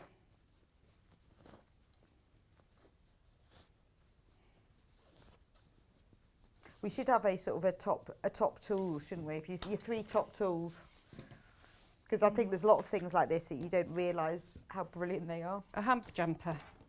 There's another one, a hump jumper. Oh yes, that's true. I like point That too. turners, the tubes that turn Yeah. tubes out, and also bias binding makers. Oh, fabulous. Like they're Yeah, like well, I use lots. £2.50, Yeah, aren't I they? use lots of bias binding, so I use them all the time. Oh, so I've just taken that off. It got the other end, so you just release the Brilliant. ring, and that's it. I mean, obviously these would be finished off nicely. They're spoiling it a little bit, but can we see that? So do you So- hem the? Do you what do you do with the ends of the? Oh, you just turned it over and Yeah, sewed it. I finished that off. Okay. Yeah, a double turn there. Checking my friend. And then you can pull it to whatever size you like. So that really, you know, it isn't kind of a. If you were doing it with somebody, you'd do that in half a day, wouldn't you? Oh, easy. Yes. This is Mike's measurements, actually. Look at that. So you just pull it up. The only thing I will say is if you're going to put it on the back of your door, you have to knot it, else you'll find it on the floor. Watch your mic a bit. I think it's getting Oh, smacked by your sorry. apron. You have to what? Sorry. You have to make sure that you do a bow to hold it on your hook. Right, of course. Else it slides Yes, off. that's what you mean. If you're having it hung up. Sorry, Paul. Did that? There we go. So, Yeah, I see what you mean. Or you could put a little tab on it somewhere. Yeah. couldn't you? I absolutely done. love that. Really I'm a want bit- one of those. Have we got any left, Kat? that way. One. One hanging around. One hanging around. And that's probably this one. So we won't be recapping the kit. And well done to all of you who've got it. And please do send in photos of your finished makes. I would love to see them. I know Alison would love to see them. Just because your burger will look completely different, and you've probably added other things, and you know, and don't forget if you want to put if they hate gherkin or they hate tomatoes, you know take them out or put a couldn't you? big cross through them, or if you want mayonnaise instead, or if you've personalised the ketchup bottle, or you know we'd love to see pictures if you've made them for a child. Show us pictures of the child in them as well. So, the canvas, we have run, the kit has sold out, but if you want the canvas, we have it in 3 colours. This is navy, half a metre. Remember, you need a metre for the adult apron, but there will be enough to make a child's as well, but you need a whole metre because of the length of it. So it's beautiful quality. It's very hard wearing, but it's soft as well. It drapes well for it's really nice, but it is exactly what you need for an apron or a work bag, that sort of thing. But you can Oaty coat it. If you want to make it waterproof, you can, or water resistant, you can spread on Oaty coat. So this is the navy, half a metre. And remember, if you buy a metre, it will come, if you put 2 units in your basket, it will come as one whole cut piece. Then we have charcoal, which is this one. No, this is charcoal. Charcoal is the grey that's more purpley. That's that one there. It's not purple at all. It's just when I'm... It looks on the screen, is it? Yeah, it's just when you're trying to show the difference. And then this one is pewter, and this is how you choose. So pewter is a more bluey grey, and charcoal is a more purpley grey. It's the only really way to see them. I mean, it isn't purple and it's not blue, but it's just those ends of the grey spectrum. So if you want charcoal or grey, and all of those colours will go with the panel. So Alison is back with us at 11 o'clock with Waistcoats and that brilliant book that we were loving. Lovely, lovely book. Look at the waistcoat that Alison has made. This gorgeous plain cards fabric. And we've got beautiful waistcoat linings as well. You're going to love those. So Alison's going to share her top tips about pattern matching, which is really exciting. So we'll see you after the break. Thank you so much, Alison. What a brilliant apron. Love it. I'm going to have to make one of these so I can finally have an apron that fits me. After the break, I will be on with the great tit. It is Bird of the Month for May. So from the Bird of the Month panel, I have made this Dresden plate cushion. So we've got all the panels, all the kits. I'm going to be talking to you about the Bird of the Month. If you've missed it and have no idea what I'm talking about, I will see you back in a couple of minutes where we will be talking about the great tit May Bird of the Month.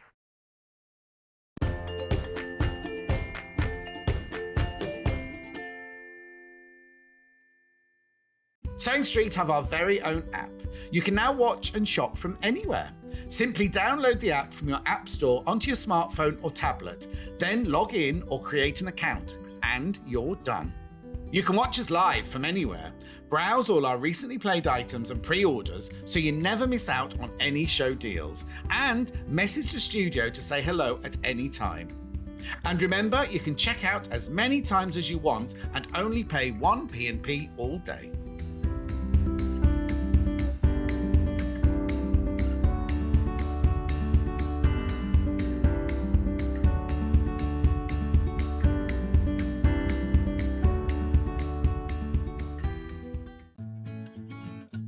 Stuck for ideas for the perfect gift? Why not get them a gift card?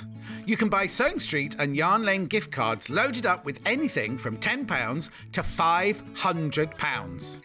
Shop our gift cards online at www.sewingstreet.com or www.yarnlane.com, or purchase them via our UK call centre on 0800 001 44 33. If you're a Sewing Street or Yarn Lane customer, no matter how many times you check out in one day, you will only pay 1 postage and packaging. So don't wait to add the item you want to your basket and check out. You will only pay 1 P&P even if you check out multiple times in one day.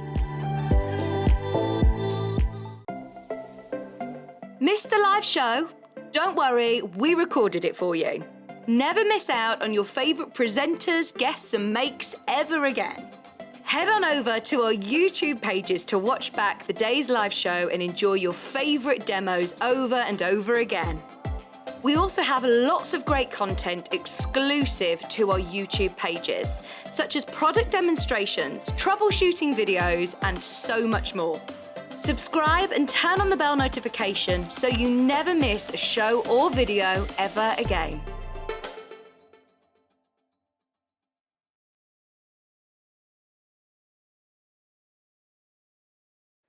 Hello, I'm Kerry from Living in Loveliness and I'm delighted to be part of the Sewing Street team. I'm based in Wolverhampton and I absolutely love working with fabulous fabrics. In particular, I love working with fat quarters and showing you how to get the most from your scraps. I love bringing communities of sewists together and encouraging people to sew for greater causes. Most recently, we have been sewing for our NHS and key workers. I look forward to bringing you hints, tips and techniques. I'll see you soon. Are you a fan of Sewing Street and Yarn Lane? Why not join our growing Facebook fans pages? Just search Sewing Street Fans and Yarn Lane TV Fans on Facebook and click Join Group. It's that simple. Never miss out on the latest news and updates from our presenters and guest designers, special offers and plenty of chat with your fellow fans. Share photos of your makes, ask for advice, interact with your favourite guests and presenters and be a part of the ever-growing sewing and yarn community. See you there!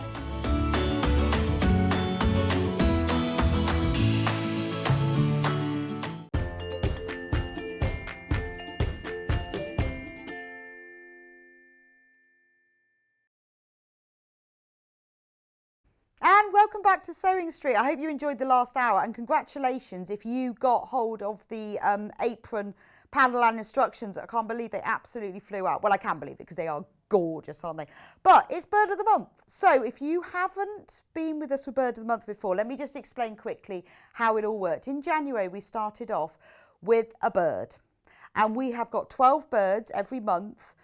And on the panel, you get the bird and complementary strips. I'll be showing them to you in a minute. And then over the whole year, every month we bring you a new bird.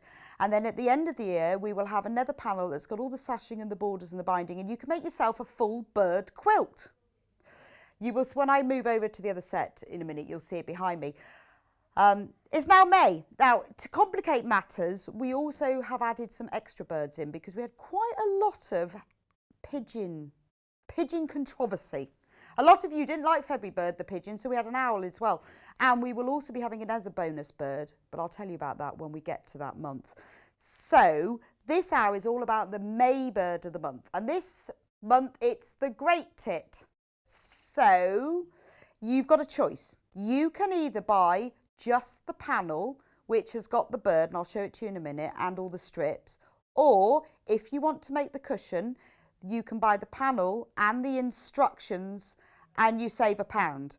But the way that I have worked all of this out is every month, if you've been following me since the beginning, there is a different set of instructions. But because all the bird panels are all exactly the same size, you can make any of the panels using any of the instructions and vice versa. So if you want to make a Dresden cushion using the wren that we had in January, you can. But if you want to make the patchwork star cushion that was the instructions that went January, but in a great tit, then you can. When I move onto the other set, I will show you all the other projects so you can see, because it's quite nice to have a set of instructions that you can use as a basic thing. Now, the way that the instructions are written, yes, they will work with the bird of the month, but I have put all the measurements in there so you can use them again and again for other makes. It isn't just specific to that. So let me show you the great tit panel. So this is the first one. This is the panel.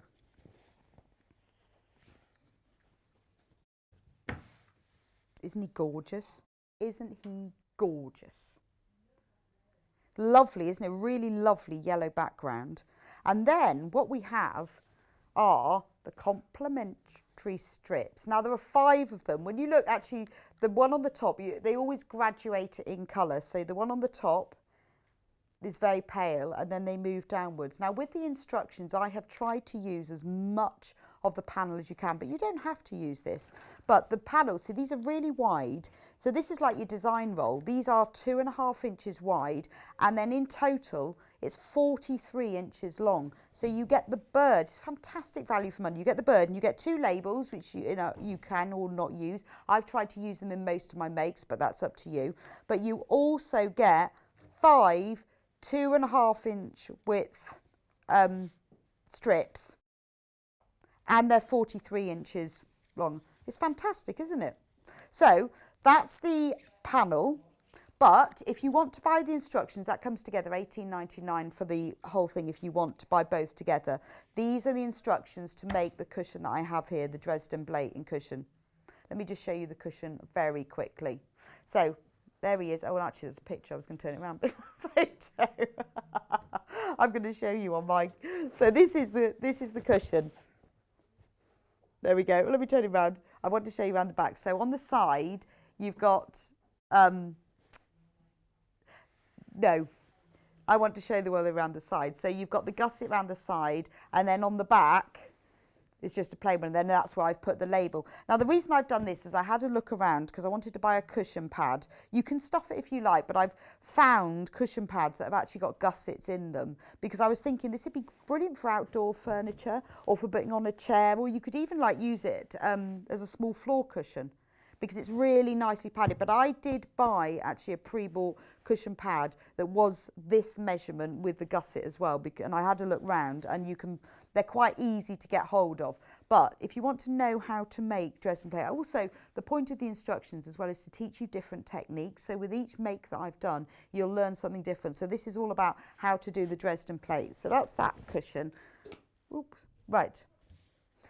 But if you've bought any of the previous panels, or you just want the instructions, we have got them on their own. So you've got a picture on the front of the make, and then but you can do this with any fabrics, because in the ingredients I've given you all the exact size you need.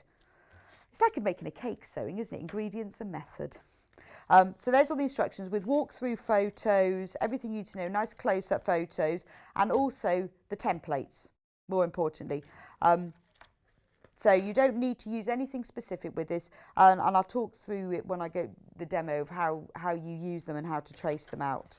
But everything you need is in there with all. But you can use this with any of the bird panels, or use it with your own fingers if you want to make a Dresden plate cushion.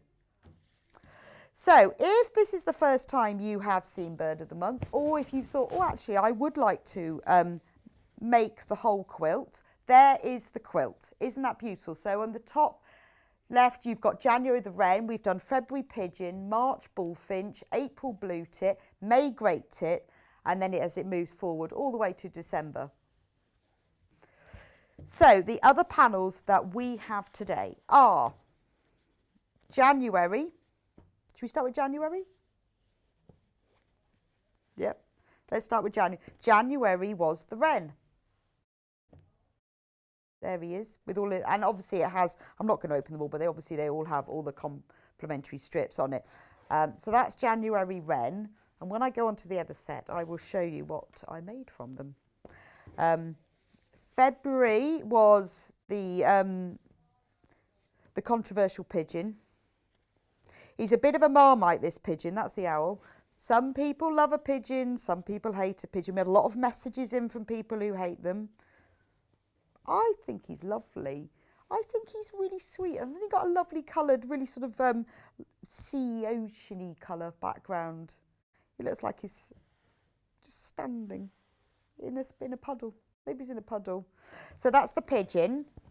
But then this is the next one. The barn owl is the additional bird. I told you we're going to be having 2 additional birds so that you can choose what you put on your quilt. There's the barn owl. Or you can have both of them. And we've said a lot of people have messaged in and said, well, I don't like that bird, so I'm going to put 2 of that one. But we will be in total across the year having 14 birds, so there is a bit of a choice. Because none of them have the month on them, because then obviously birds don't relate to months, not like flowers.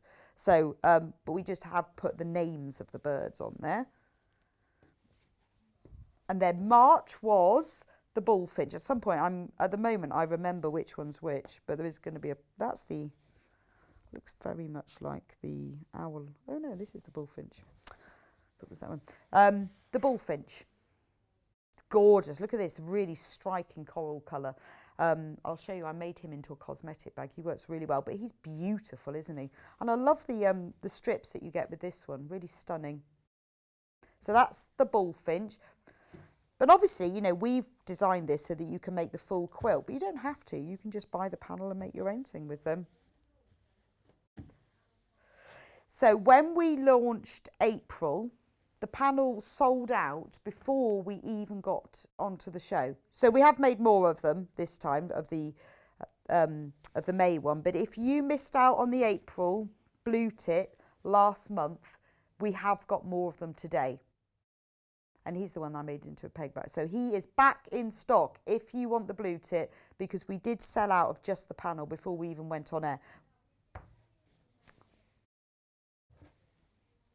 So as I was talking to you, and I'll show you on the other set in a minute, all the different makes that I've made with these, but we do have the instructions if you want, because as I said, because the bird panels are the same size, you can use any of the instructions for any of the birds and any of the birds for any of the instructions. So if we start at the beginning, this is the patchwork star cushion instructions. Now this one obviously I made with the wren, but you can make with anything. And again, as with all the instructions, everything you need to know, all the walkthrough photos, all the diagrams, everything is in here. Really easy to follow. So that's the patchwork star cushion. Then we had the messenger bag that I made with the lovely pigeon, and I've also made it with the owl as well. But there is the messenger bag. But you can make this, because all the measurements are in there, you can make this with any of our panels or any of the fabrics. So there's the messenger bag. So if you want a bullfinch messenger bag, you can. Next was the cosmetic bag that we did with the bullfinch. It's got a really nice curved top. And in here as well is the template. So any of these instructions where you do need a template, it is in at 100%. You just need to trace it and fold it over, but everything you need is in here. and there's also a list of, I've used nearly all the time, there are sometimes other little bits of lining fabric, but mostly we've used the fabrics that are on the panel. And then last month with the blue tip was the peg bag. Very popular because I made the peg bag to look like a bird house. So the bird pokes through. I'll show you in a minute when we go into the set. So there's all the instructions, and in here is the template. And then obviously we've done the Dresden. Now if you want to make this cushion here, this one, then you will need some extra fabrics. You will need, I've used ivory. So these are the complementary slips. I said this last time. It's like compliment slips. Complementary strips are the blues, but you need to put a contrast colour here. And for this one, I've used the ivory cotton. £3.49, and you will need ½ metre. I'm just checking that because I've actually a while since I wrote these instructions, because I try and get ahead with them, but I'm pretty sure you only need a ½ metre. Yes, in fact less. So you will need less than ½ metre of this. That's for your contrast. And then for the zip gusset around the edges, I used Cadet Blue, which is there. And that's ½ metre you'll need of that one if you want to buy the complementary fabrics, because that does go really well with the panel. Right, talking about the panel, we only have 50 left of the Great Tit panel, which is this one here. £9.99, and remember you get the Great Tit, he's 12 inches square, and you get the 2 labels, and you get all of the 2.5 inches by 43 inches strip, and they are all joined together. And you'll see when I show you different ones of the makes, some of them I've cut the strips like you would normally do and use them as whole strips, but with other ones like the one today I'm going to show you, I've actually cut them this way. And that's the beauty of this, that because it's all joined together, there's lots of different ways. So I've used them for sort of linings but cut that way. Oh, we've got a question from Heather. Does the bar now fit in the Dresden plate? Yes, I'm pretty sure it will. Let me have a look. Because you can do the positioning however you want. So yes, I'll tell you what, I'm going to show you in a minute how to cut out the circles and stuff. So I'll take him with me because I've got a tracing paper circle and you'll be able to see how it fits in. So I'll take him with me. Right, so I'm going to move over to the other set. Ta-da! Magic. How to make the whole thing. So I was going to show you actually the peg bag. That's what I came over to show you. They are Siamese peg bags, just because I promised to show you. Ooh. So I'm going to lay it flat. I just wanted to show you how the peg bag worked, because the bird sits behind and then he's got like a little roof. And all you need for this is like about 30 centimetres at the back for a bit of lining, but all of the panel, all the different pieces are used to make it. 26th of April if you want to see how to make it. And also to make it easy for you, I just use one of those like really cheap ones that you get free from the dry cleaner, and then cut the ends of it off with pliers. So, because you know sometimes these peg bags, they come with these really specific wooden hangers that you can't get hold of. So, but this will work with any of them. You can just choose where your bird comes out, because I also made it from the March bullfinch. So you just have whatever bird you want coming out to the front of your birdhouse. So that's those that I promised to show you. And all the other makes and cushions are all behind me. So there's the wren cushion and the bullfinch and the bags, and then the full quilt, which is gorgeous. So this month we are going to do the Dresden plate. Now what you have to do first is take your instructions. Let me show you.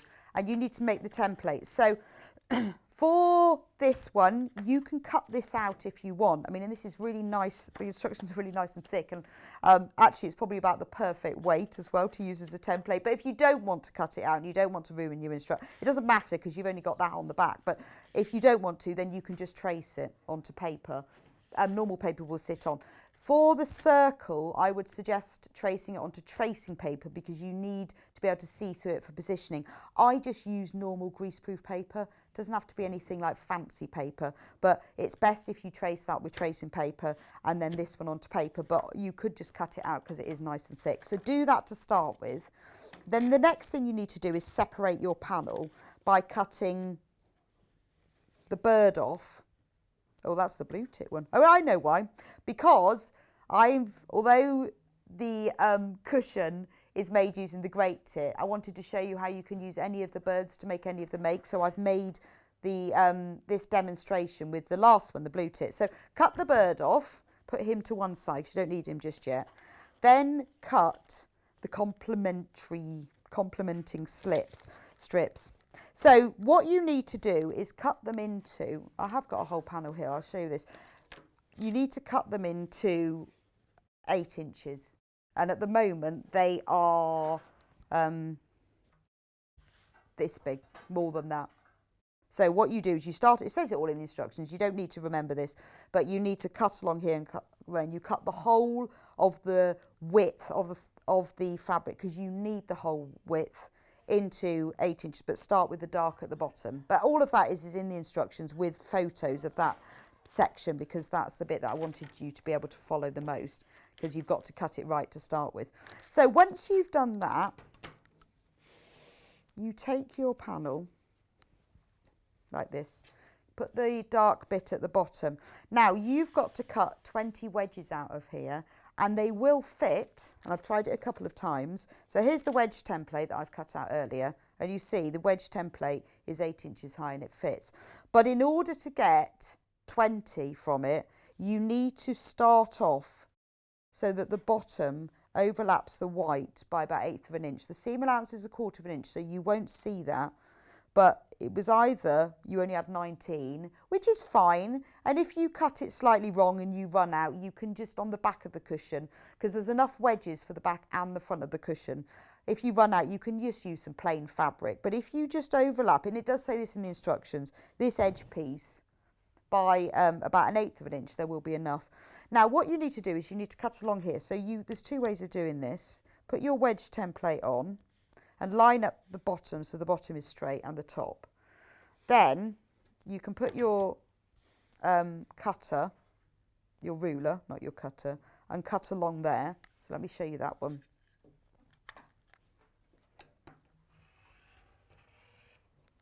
I don't think I pushed hard enough. I feel it. Carefully move it up. You should turn it around really because you need to cut away from you. Or if you've got a rotating cutting mat, that's, often when we do them, I say it's ideal for things. If you've got a rotating cutting mat, which we do sell, this is ideal because you can turn the cutting mat around and then cut it the other way. So that's one way of doing it, but gosh, I don't think my rotary cutter's very sharp. No, it isn't. No, it's fine. I'm only going to do it once. So then do it the other way. Now, after a while, I worked out it was actually easier to just do this. And if you get one of these heat erasable pens, I'll add that to my list of favourite gadgets. Just put a little mark at the top and a little mark at the bottom. I just found that after a while I kept cutting through the paper and then you'll end up reducing it. So cut along there and cut along there. I think we need a new blade. And then you do that all the way along. So if you keep alternating them, as you see, like that, then they actually all intersect. And then the good thing about this is that you will end up with wedges that some have got the darker fabric on the top and some have got the lighter fabric at the top. But it's almost like, because you can create these Dresden wedges by joining together strips of fabric and then cutting them. But these are already joined together for you, sort of, printed joined together. So that's ideal. So cut out all 20 of them. They will fit if you overlap it both ends by 1/8 of an inch. But if you run out, look, it really doesn't matter. Let me show you the cushion. So on the front, we've got 10. And then on the back as well. But if you want, you could just put plain fabric. You don't have to put the patchwork ones on the back. You can just put your own fabric ones on the back. So what I've done with the front of mine is I have alternated the ones with the dark at the top and the ones with the light at the top. If you don't want to do that and you want them all dark, put all the dark ones on the front, the dark top ones, and all the light top ones on the back. I've alternated mine, but if you want it to flow with all the dark around the edge, then do it that way. So that's that. Right, once you've cut out all 20, so I'll pretend I've done that. I just wanted to show you about the cutting out. When you've cut out all 20, you now need to join them together. Let me get next section. So I've got 2 here. Now what you've got to do as well, it explains in the instructions, you will need to cut out white, a contrast fabric, which I've got ivory coloured wedges, and you need to cut out the pieces for the lining of the circle and the gussets. All the instructions and the measurements are in there, so I don't need to go through that. So you take your first wedge that you've cut and you take one of your contrast wedges. I've used white for this one because I'm doing this one with the blue tip one and I thought the white looked a bit nicer. And where's the pins? There they are. Pin them together. And the white wedges are cut in exactly the same way as the blue, the coloured wedges. And then using a 1/4 inch seam allowance, reverse stitch a bit at the beginning.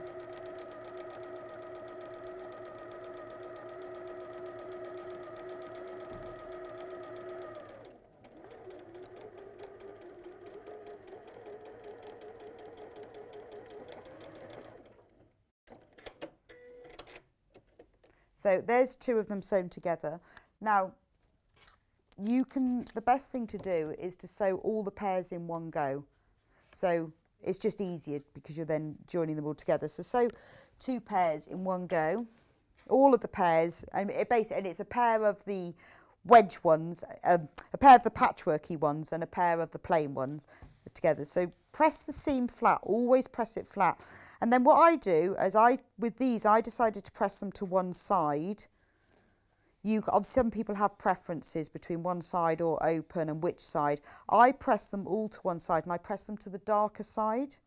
Now, some people like to press them all so that it's all running the same direction. I just found that because I've used quite a light fabric, that if I press them to the other side, then it showed through. But that's up to you. But do press all of them before you move on to the next stage, because otherwise it's not as easy to join them together. So once you've done that, you've then got a pair and you need to join a pair together to make, I've labelled them as wedge pairs and wedge fours.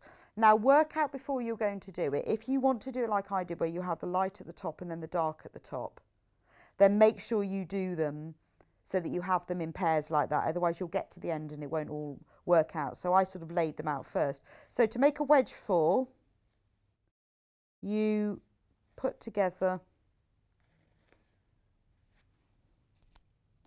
in the pairs, obviously you don't need to plan it in advance because you're just sewing one coordinating fabric strip wedge to one plain strip wedge. But when you then come to join them together into fours, you do need to make sure you do them in the right order, otherwise you'll end up with 2 darks at the end. So just pin that together.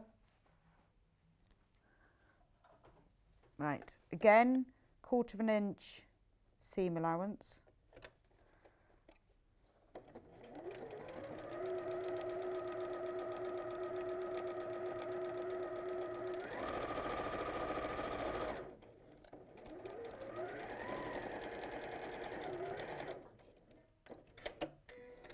And it doesn't take too long to do this, but because you've cut everything out accurately, always press the seam because that sets it, and you will get a neater finish when you come to press the seam over to one side. Again, I pressed it over towards the darker one, which actually makes the whole thing lie quite flat because you've then got all of those seams are being pressed towards the darker one. Then if you quilt it, which you don't have to do, I quilted mine, but if you want to quilt it, you get, from the front, you get a more raised effect to the darker squares because you've got that seam allowance pressed towards that is more raised, and these are flatter, and you get that a nice 3D look. I mean, obviously the whole pressing thing is personal preference, but let me just say there is no right or wrong way to this.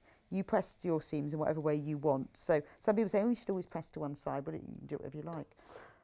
But you just get that nice ridged effect. So now we've got a wedge 4, we now need to make a wedge 8. So what I did all my pairs, then all my 4s, and now I've got another 4, then you do your 8s. And in this way you can do, if you do all of these, you can get your front and your back done at the same time. But do plan how you're going to sew them, make sure that you've got them in the right alternating order if that's how you want them, before you do the 4s. So 2 4s,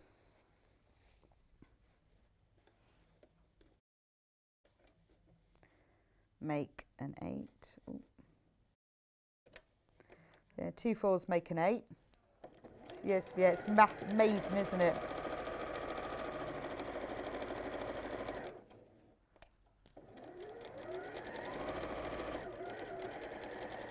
Oh, we've got a question from Linda. When did I make the peg bag? Linda, it was on the 26th of April. So if you go back onto YouTube, you can see how I made it, or just get the instructions, because everything you need to know is on there, to be honest. And the templates, more importantly.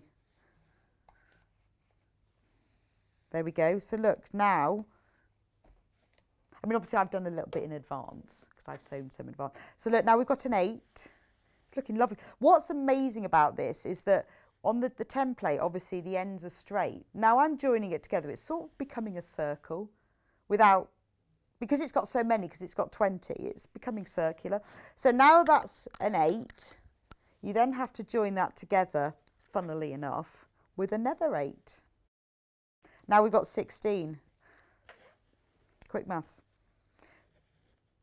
So with the Dresden plate, depending on the size of the wedge, you can get any number of wedges. Mine has got 20. So mine are 18 degrees. It's all maths. Depending on, because obviously you have to divide it by 360. You can get wedges that are 9 degrees, and then you get 40 wedges in a circle. I wanted quite a lot of wedges, because I think the more wedges that you have, the more circular it is. If you have less wedges, the edges are quite straight, and then when you see like the Dresden fan, the edges, it doesn't turn into a whole circle. But by having 20, by having 18 degree ones, then you get a more circular effect. So when you're pressing it to one side, press it towards you, because you can pull it, just not too much, because you have cut on the bias a bit. If you pull it just very slightly gently, don't use steam at this size, at this stage, because if you use steam, because the fabric is cut on the bias, it will start to distort it. So at this stage, and then always press on the other side as well. But you can see now, can't you, how these are slightly raised? But if I'd cut them, if I'd put all the dark ones at the top, you'd have a completely different effect. So now we're left with a little hole, but that's fine because we've got 4 to put in it.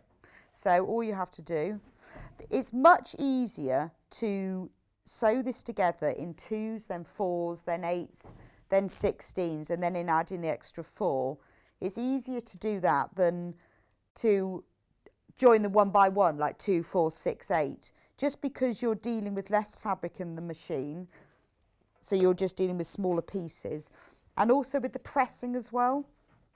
There isn't a right or wrong way to do it. It is just simpler. Also, it's much easier to do the whole production line thing if you're doing a load of 4s or a load of 8s together. So when you're sewing these and you do your 4s and your 8s, put aside a 4 because you need the final 4 to join them together. If you start sewing them all together, you'll end up with too many sets of 8s because you need that spare 4 for this final bit. Right, and then I'll press the last one in a minute. So we're just going to join the final seam.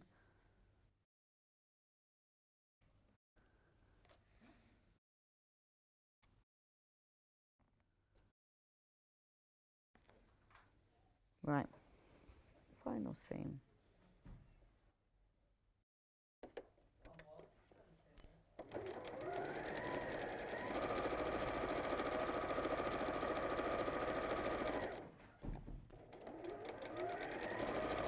As long as you've cut out your wedges reasonably, try and keep them accurate, then it will work.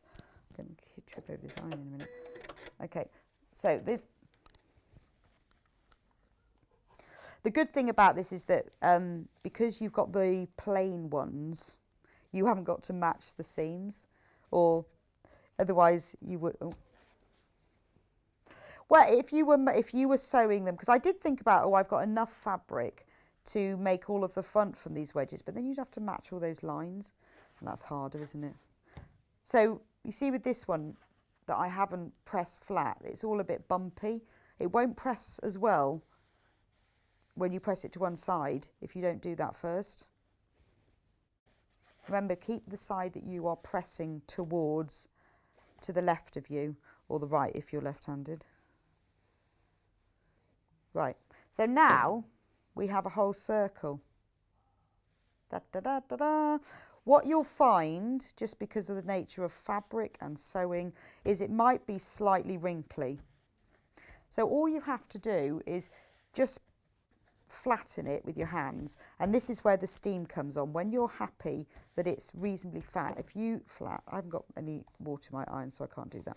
But when you're happy with that, you can steam press it, and you can actually pull it back into shape. It's not so big. It's not like, you know, when you make a Christmas tree skirt that's massive, and that's much harder to get into shape. This is fine. So that's your cushion front. That's really easy, isn't it? But really effective.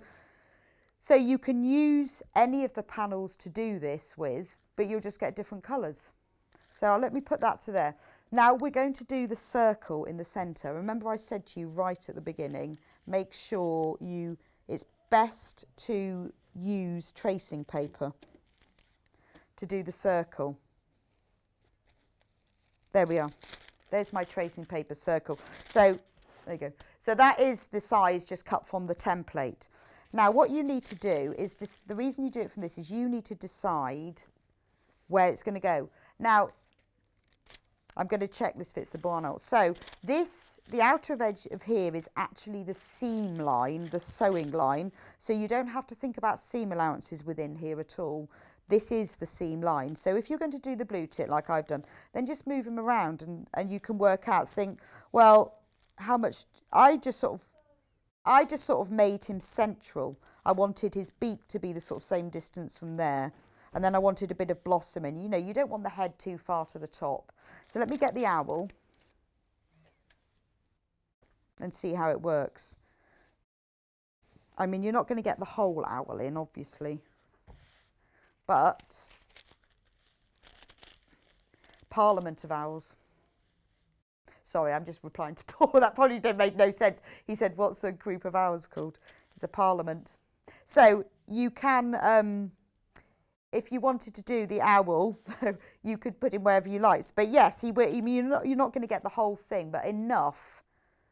Because to be honest, you can make the circle as big as you like. It's going to sit on top. I just looked at the balance between the wedge sizes and I wanted as big a circle I could get without it looking ridiculous. And this seemed to be about the right size. See, so that's the one that I've made. Now, I could have had it bigger than that, or smaller, but it just felt like about the right size. I did experiment with lots of different sizes. So yes, you can get the owl in. It looks like he's in a moon, doesn't he? Like there's a moon behind the owl. So the way to get this correct is decide where he's going, because you can do this better from the front. So just have a look. I mean, I would say I want part of his beak. I want to have his tail in, and then just put pins at, I don't know, 4 points. You'll see why in a minute. Ooh. And take it off. Right, push those through. And then we can turn it over because we want to do it on the back. We want to draw on the back. So put it back in, and now you know where it is. So what I do is just take, well, I've got my hand on it. It's because you're going to sew it from the wrong side, and because I wanted to have this so that it was the sewing line, because it's much easier visually to work out where something's going to be if you don't have to think about seam allowances.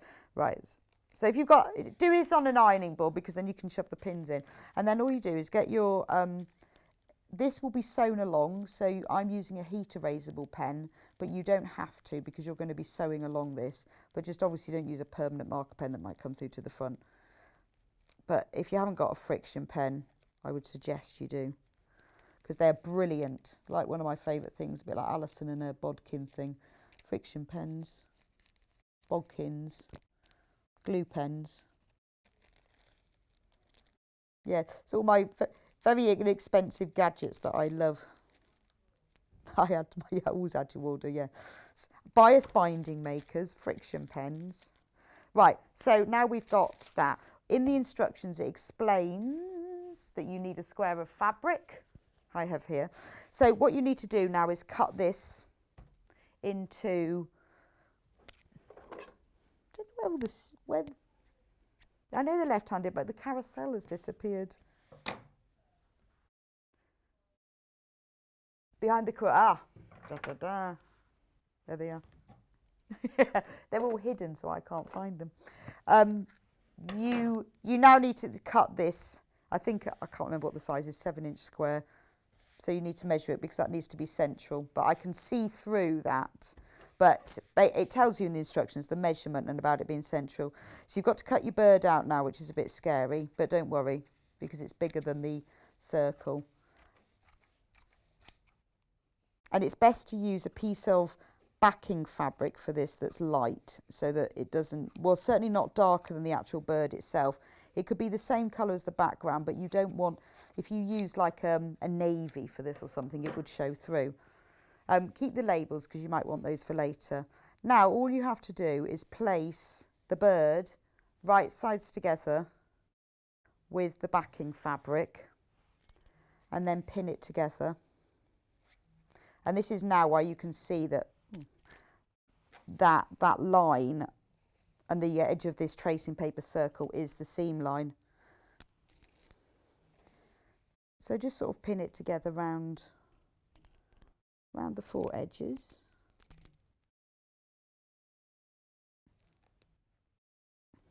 Remember not to press it. I've done that before because you'll lose your circle. That's quite annoying.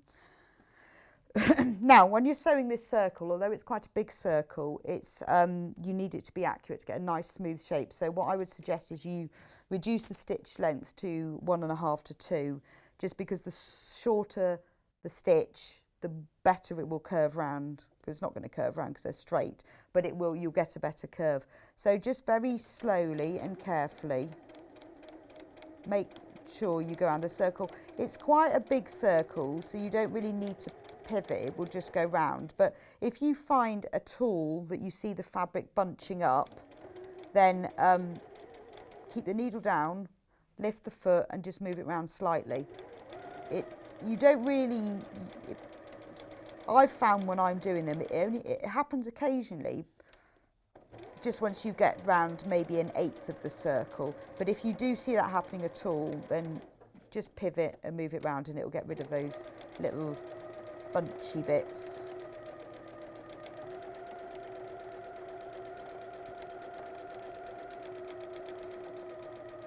So I'm just working away. Where is the scissor carousel? I wonder where that's gone. Oh, I'll have a look because I'll need a pair of pinking shears, so I'll just have to see if I can find them.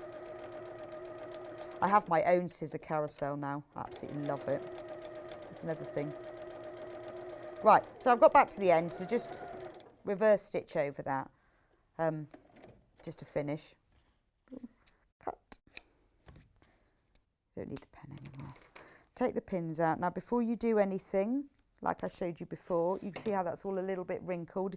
If I cut that now, you won't get as neat a finish. So just press it.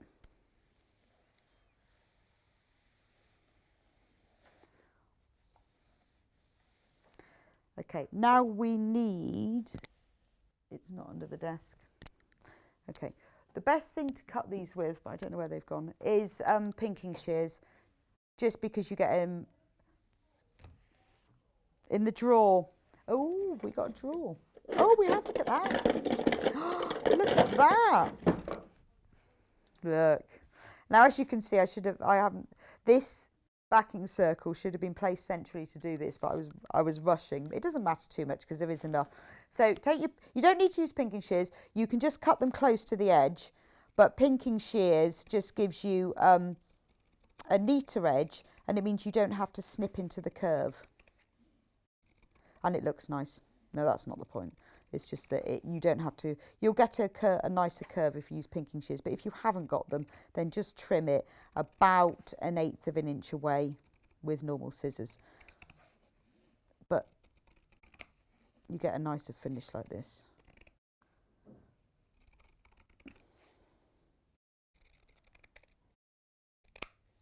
Okay.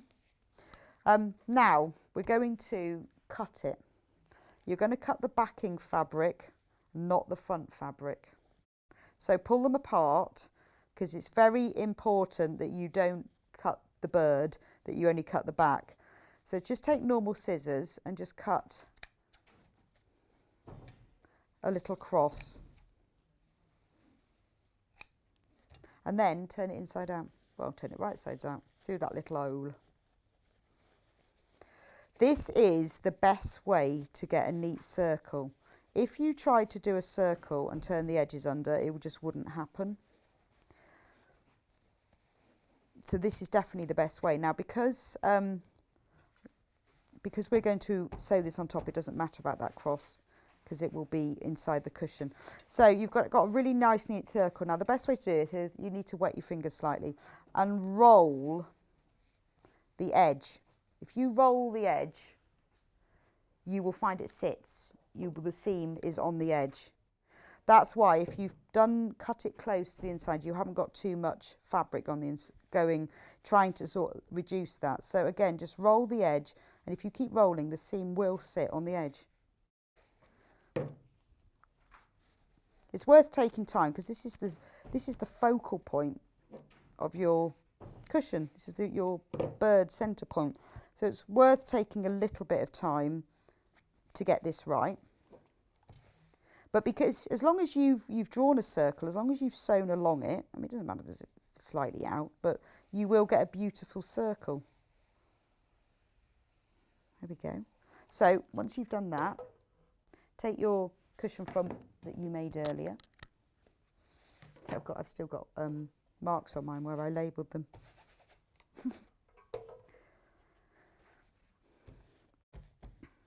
And then this needs to be central. So take a little bit of time to measure it. But actually, if you look at it, you can see, you don't need to measure it all the way, but you can see, if you look at maybe these sort of darker sections, you can see that is central. If you want, you can take a tape measure. This isn't as flat as I'd like it, because I need a bit of steam. There we are. So that looks central. You can measure those bits to make sure that it is, and then pin it in place. And like I said, because this is obviously going to be inside the cushion, you don't need to worry about that little snip you made in the back, because it'll all be hidden on the inside of the cushion.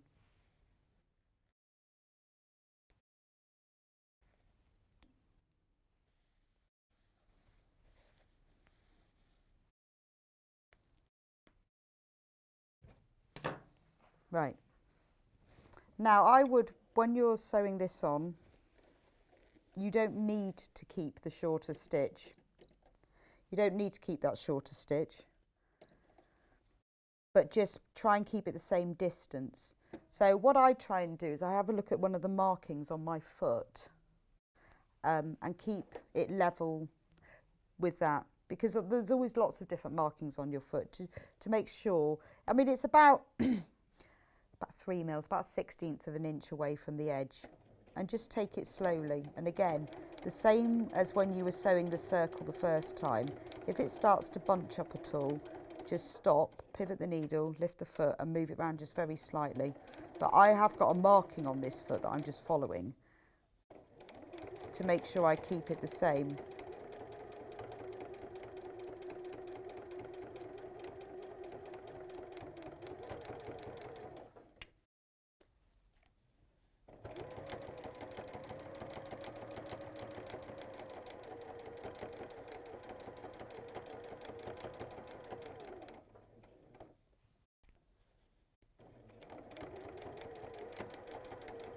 So I'm just taking this really slowly, just because, you know, this is the bit that you're going to see. If you don't like top stitching and you think I'm never going to get that straight and even, you can slip stitch this on by hand. Or you could make a feature of it and you could work like a running stitch around the edge using sort of a stranded cotton or a couple of lengths of sewing thread for a thicker look and make a real feature of it, because not everybody likes top stitching, which is fine because, you know, it's it looks better if it's neat. So if you don't like it, then just stitch it on by hand. Now give that a little press. So that is now your finished cushion front.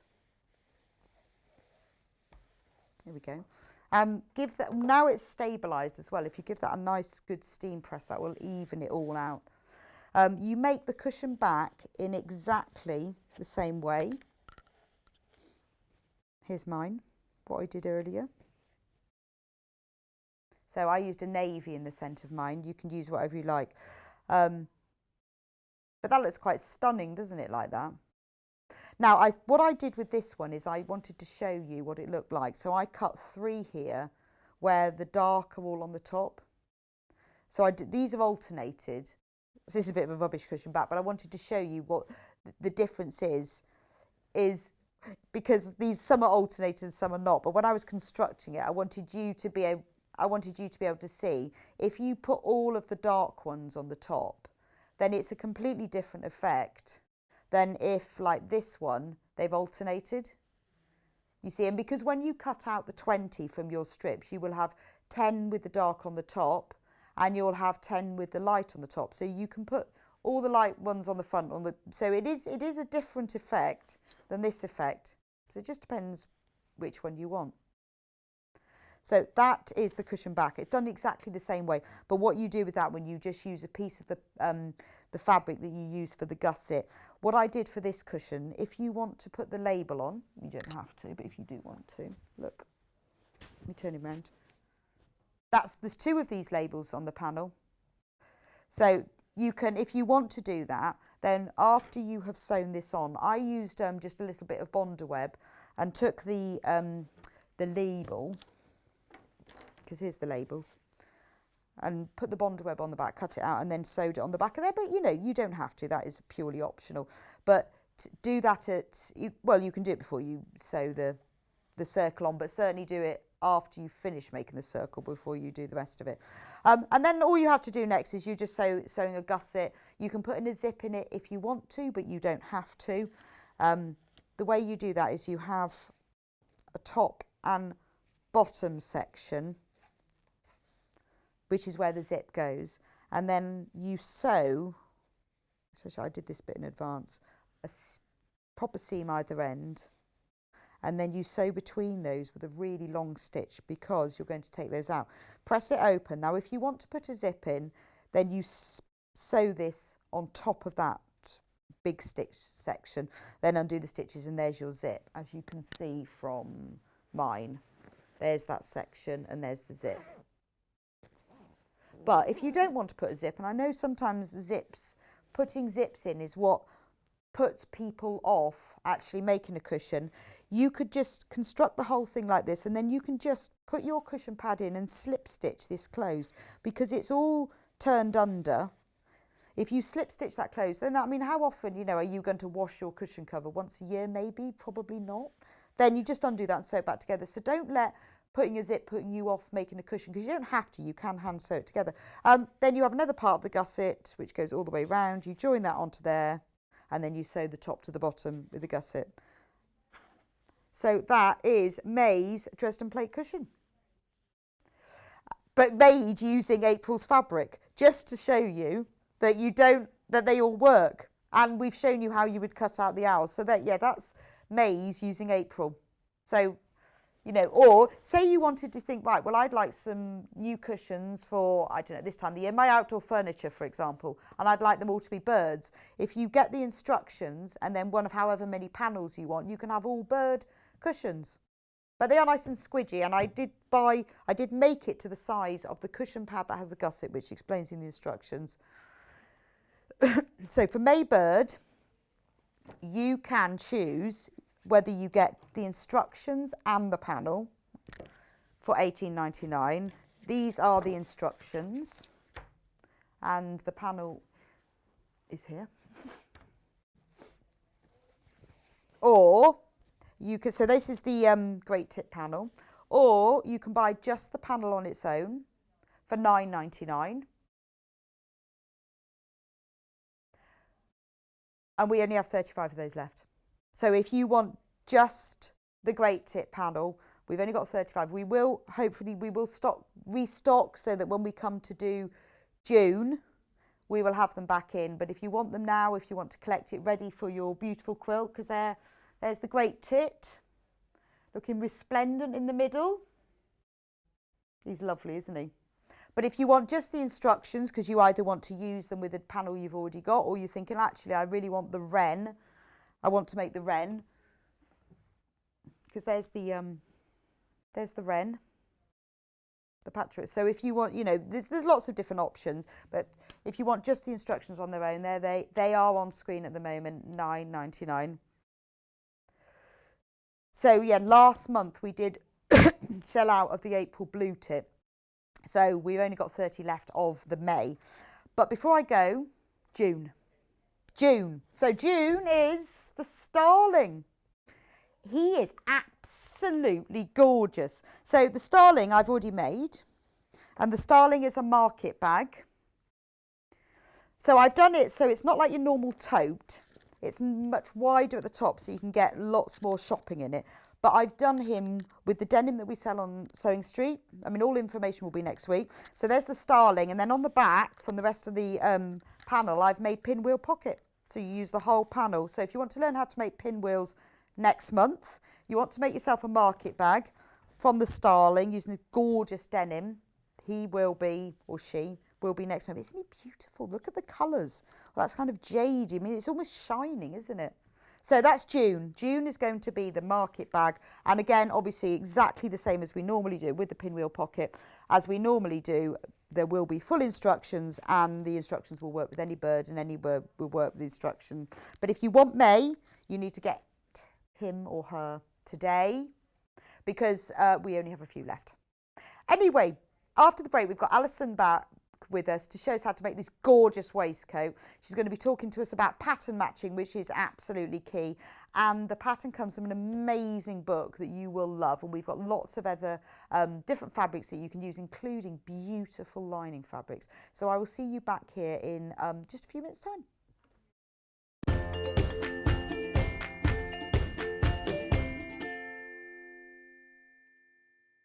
Sewing Street have our very own app. You can now watch and shop from anywhere. Simply download the app from your app store onto your smartphone or tablet, then log in or create an account, and you're done. You can watch us live from anywhere, browse all our recently played items and pre-orders so you never miss out on any show deals, and message the studio to say hello at any time. And remember, you can check out as many times as you want and only pay one P&P all day.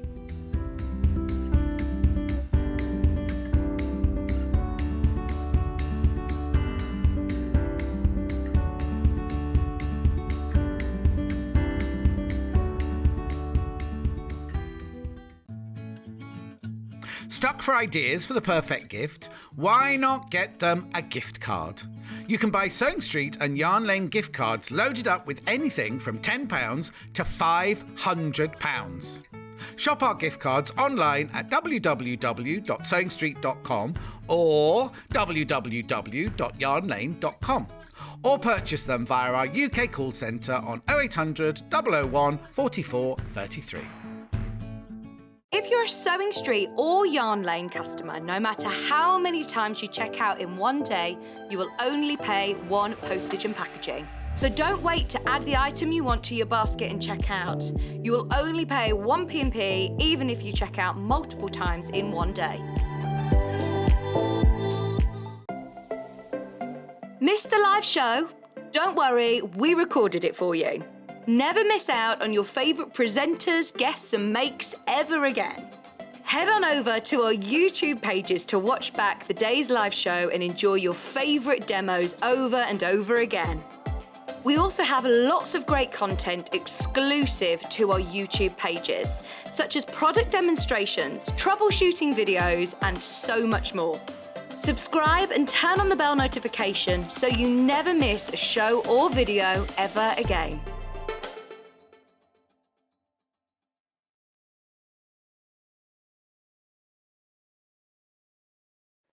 Hello, I'm Kerry from Living in Loveliness and I'm delighted to be part of the Sewing Street team. I'm based in Wolverhampton and I absolutely love working with fabulous fabrics. In particular, I love working with fat quarters and showing you how to get the most from your scraps. I love bringing communities of sewists together and encouraging people to sew for greater causes. Most recently, we have been sewing for our NHS and key workers. I look forward to bringing you hints, tips and techniques. I'll see you soon. Are you a fan of Sewing Street and Yarn Lane? Why not join our growing Facebook fans pages? Just search Sewing Street Fans and Yarn Lane TV Fans on Facebook and click Join Group. It's that simple. Never miss out on the latest news and updates from our presenters and guest designers, special offers and plenty of chat with your fellow fans. Share photos of your makes, ask for advice, interact with your favourite guests and presenters and be a part of the ever-growing sewing and yarn community. See you there!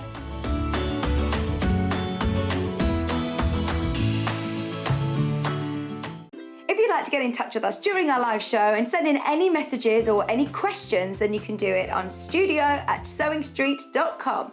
Alternatively, you can message us on our official Facebook page.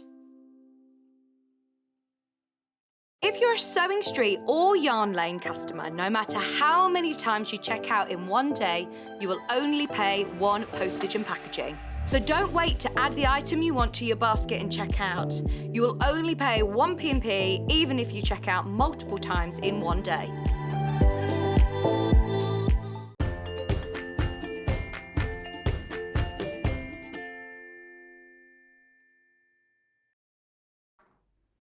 And welcome back to Sewing Street. And we've got Allison back with us with the fantastic waistcoat. I think this is going to be a really interesting hour. But before we do that, we had a competition yesterday. Was it yesterday? Saturday. And I am the lucky person who gets to announce the winner. So each of you will win one of these patterns from Sew with Beth. So we've got Sheshko placemats, coasters, and love is what makes everything great. So these are, one of you won one of these each. And who's the winner? The winners are Lynn Tuitt, Leslie Green and Linda Ralph. You are our winners from Saturday's Sew with Beth competition. Well done and congratulations. That's so exciting.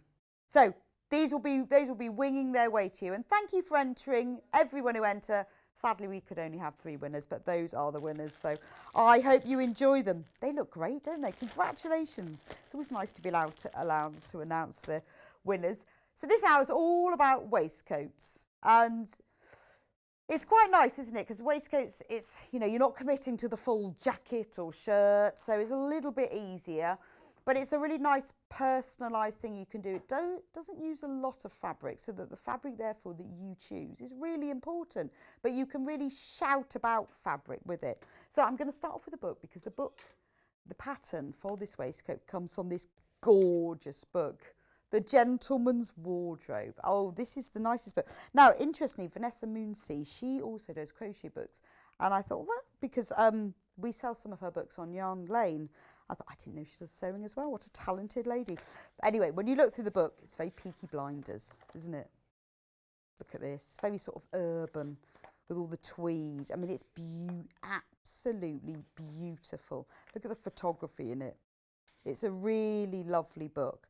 It's all about sort of heritage and tradition, as they're using a lot of sort of natural cottons and tweeds and wools. Very attractive men in it as well. Which is important, isn't it? Really, really. Very Peaky Blinders, though, isn't it?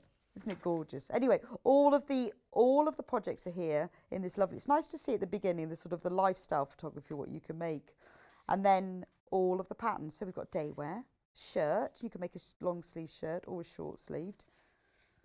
But I like the way that all of the diagrams have been done as beautiful illustrations. And you know, they've really thought about the look of the book as well, haven't they? Where it's sort of where you've got the right side and the wrong side, but they've done it in a nice shaded colours. It's just these things are important, aren't they? But really very, very clear and easy to understand. And I think often with dressmaking, the diagrammatic illustrations work better than the photos because you can really see more of the stitching and where everything is. And then we've got the summer shirt. It is a very gentleman's wardrobe, isn't it? Oh, gosh, nearly went past this, the waistcoat. Now, this is what we are going to be concentrating on today. This is what Alison has used. So we'll be having a talk to her in a minute about the book and how she used it and what it's like. But it's lovely. I mean, the fabrics that they've chosen is very traditional. So they've used sort of a tweed and a check. They've used a wool fabric, but obviously we're using something much more fun. But the whole book is all about traditional materials and fabrics and a nice lining as well. So that's all of the instructions for the waistcoat. Very, very comprehensive with really good, it's very easy to see, you know, which bits are your facings, the interfacing, which is the main fabric, which is the contrast fabric. Trousers. Never made a pair of man's trousers. Again, you know, you've even got all the layout pans for all the different things. So it's exactly the same as you would expect from any dress pattern, but it is a beautiful book. They've really, really spent some time on this. And I can't believe that this is only $14.99. You know, if you bought just one of these patterns, it would cost more than that. You've got a full line jacket pattern there. It's gorgeous, isn't it? And I know it's called the gentleman's wardrobe, but no, you don't all have to be. Women can wear line jackets too. You know, I mean, look at when you get a normal dress pattern, I just don't think you get the instructions in depth of this. You know, there's pages of it with the pocket as well. But it's not all complex, difficult way. Boxer shorts. I mean, this is great because I don't suppose you use very much fabric at all. And they've used on these, they've got a different fabric to the top, to the main. But aren't they lovely? These are perfect. So maybe, you know, in these, obviously they've used a traditional stripe. But maybe you want to make some novelty boxer shorts from the fabrics that I showed you at 8 o'clock we'll be looking at in a minute. The men's fabric with all the hammers and the screws and the nails. You know, they'd be perfect for boxer shorts, wouldn't they? Then we've got night attire. I love the way they've got this dressing gown robe with different fabrics on each one. So you've got pyjamas. Again, wouldn't they look great in tape measure fabric? Or snooker balls. These could be your Christmas pyjamas, couldn't they? Or if you didn't want to make the full lot, you could just make the pyjama bottoms because the instructions are for the top and the bottom. So you could just make some really fun Father's Day novelty pyjama bottoms. Would be fantastic, wouldn't they? Then we've got the dressing gown. I like the way that they've used the two colours of fabric. I think that works really well. All, again, beautiful, fully comprehensive instructions. Even slippers. And they've just used a thick wool felt for those. They're lovely. All different sizes as well. Accoutrements. So in the accoutrements, we've got a messenger bag. That's nice. I think that must be, they've used a wax cotton oilcloth. But again, you could use a canvas or a denim, or you can use a normal fabric. You'll probably just need to give it a bit more interfacing. But that's nice. I like the messenger bag. I mean, it's all very clear, but again, because you can use this over and over again, it's lovely because it is a beauty, you know, it's really worked out the size and it's got all the pockets and everything in the right place and all the straps are done in, so it looks like a really sort of professionally finished one. And then just a little wallet. So again, you can use just novelty fabrics. You know, we were talking about earlier at 8 o'clock we were doing the men's fabrics, how you could make lots of small makes. They'd be great in the wallet, but it, you know, it's not just a simple wallet. It's got all little pockets for all the different cards and pieces. So it's a very well constructed. Now, there are less than 10 of these books left, but it is the book that we're going to be working today. So if you do want it, you need to put it in your basket, but you do need to check out as well. Bow tie, I love that. Now, that is great for the novelty fabrics, isn't it? Christmas parties. And a cravat as well. We're nearly there. And a flat cap, I love that. Love the flat cap. I really want to make a flat cap. Quite like one of those. And then at the back you've got all the different techniques. So it's lovely that they've covered the really complex things like a fully lined jacket or a pair of pyjamas all the way through to just a wallet or a cap. And then all of the things, how to do your measurements, all the different techniques from, you know, slip stitching, how to read a pattern, what is the nap, how important it is that you go along with the grain, different seam finishes, because different things need different, how to create a dart. So even this is lovely. It tells you how to make a tailor's ham, which is a really important piece of equipment that you need for when you're dressmaking, but you can make your own. All the different things. So this is a beautifully comprehensive book. But one last thing, which is probably the most important thing about this book, because you're thinking, how am I going to make these then? Look, here are all the patterns. Now, obviously, in order to have all the different sizes and shapes and have all of it, they are double-sided, so you will need to trace them off, but that's fine. Piece of dressmaker's transfer paper, you can just trace them off. But the good thing is you can trace off the size that you want, and then you've kept it and keep these all pristine. So they are double-sided, so you will need to trace them off. But it is nice that you have got all the patterns for all of that in just one book. So that's the book. That's the book. So we do also have a pattern for just a waistcoat. The one that Alison is doing with us is from the book, but we do, if you want just a waistcoat pattern, we do have that. Now this one is great. This is men's and boys all the way up. So maybe you've got a wedding coming up and you're making all the waistcoats for all the groom and the best man and the ushers and the page boys. You've got it all there. Or maybe, you know, just your son or your grandson or your nephew is going to a wedding, you need a special waistcoat.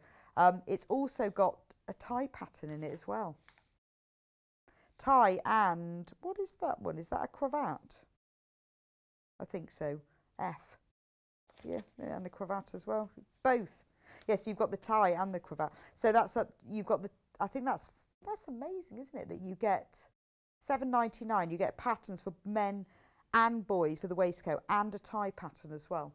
So the pattern that Alison's doing today is from the book, but if you want just a waistcoat pattern, that's their $7.99. Now we've got fabrics. Novelty fabrics, which are perfect for a waistcoat. You just need to decide which one. Darts, starting with darts. Again, it's got that lovely sort of grey washed wood panelling effect. These will all look fantastic with this waistcoat. I mean, it's quilting weight cotton, 100%, but, you know, Alison has made her waistcoat. It's beautiful. Novelty fabrics work really well for things like waistcoats. So there's that one. We also do the darts, but in a white background. And we'll talk about quantities and patterns and cutting in one moment. If you want to know about quantities for the waistcoat pattern, let me know and I will have a look at that for you. That's the darts with the white background, but it has got that lovely like sanded floorboards, wood panelling effect in the back. Oh, they do, yeah, all the darts are made like little hearts. So if you've got an Eric Bristow in the family, those people younger than me won't know who he is. But we know, don't we? Or Alex Higgins. Or Alex Higgins, maybe. Another one. One of them in your family. This is cards on red. You've done it in... you've got cards on black. I couldn't remember which one. So there's cards on red. I mean, it's all quilting weight, but it works perfectly for waistcoat. It's all quilted weight, but it's beautiful, isn't it? So if you've got a budding card shark, poker player, you want to make them a little fun waistcoat. The next one is cards on black, which is the one that Alison made her waistcoat in.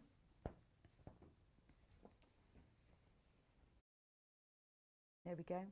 It's very similar, obviously, to the red one, just slightly different effect. Depends what you want. $6.99 for half a metre, quilted weight cotton, 112 centimetre, 44 inch width. Beautifully soft, so lovely for a waistcoat.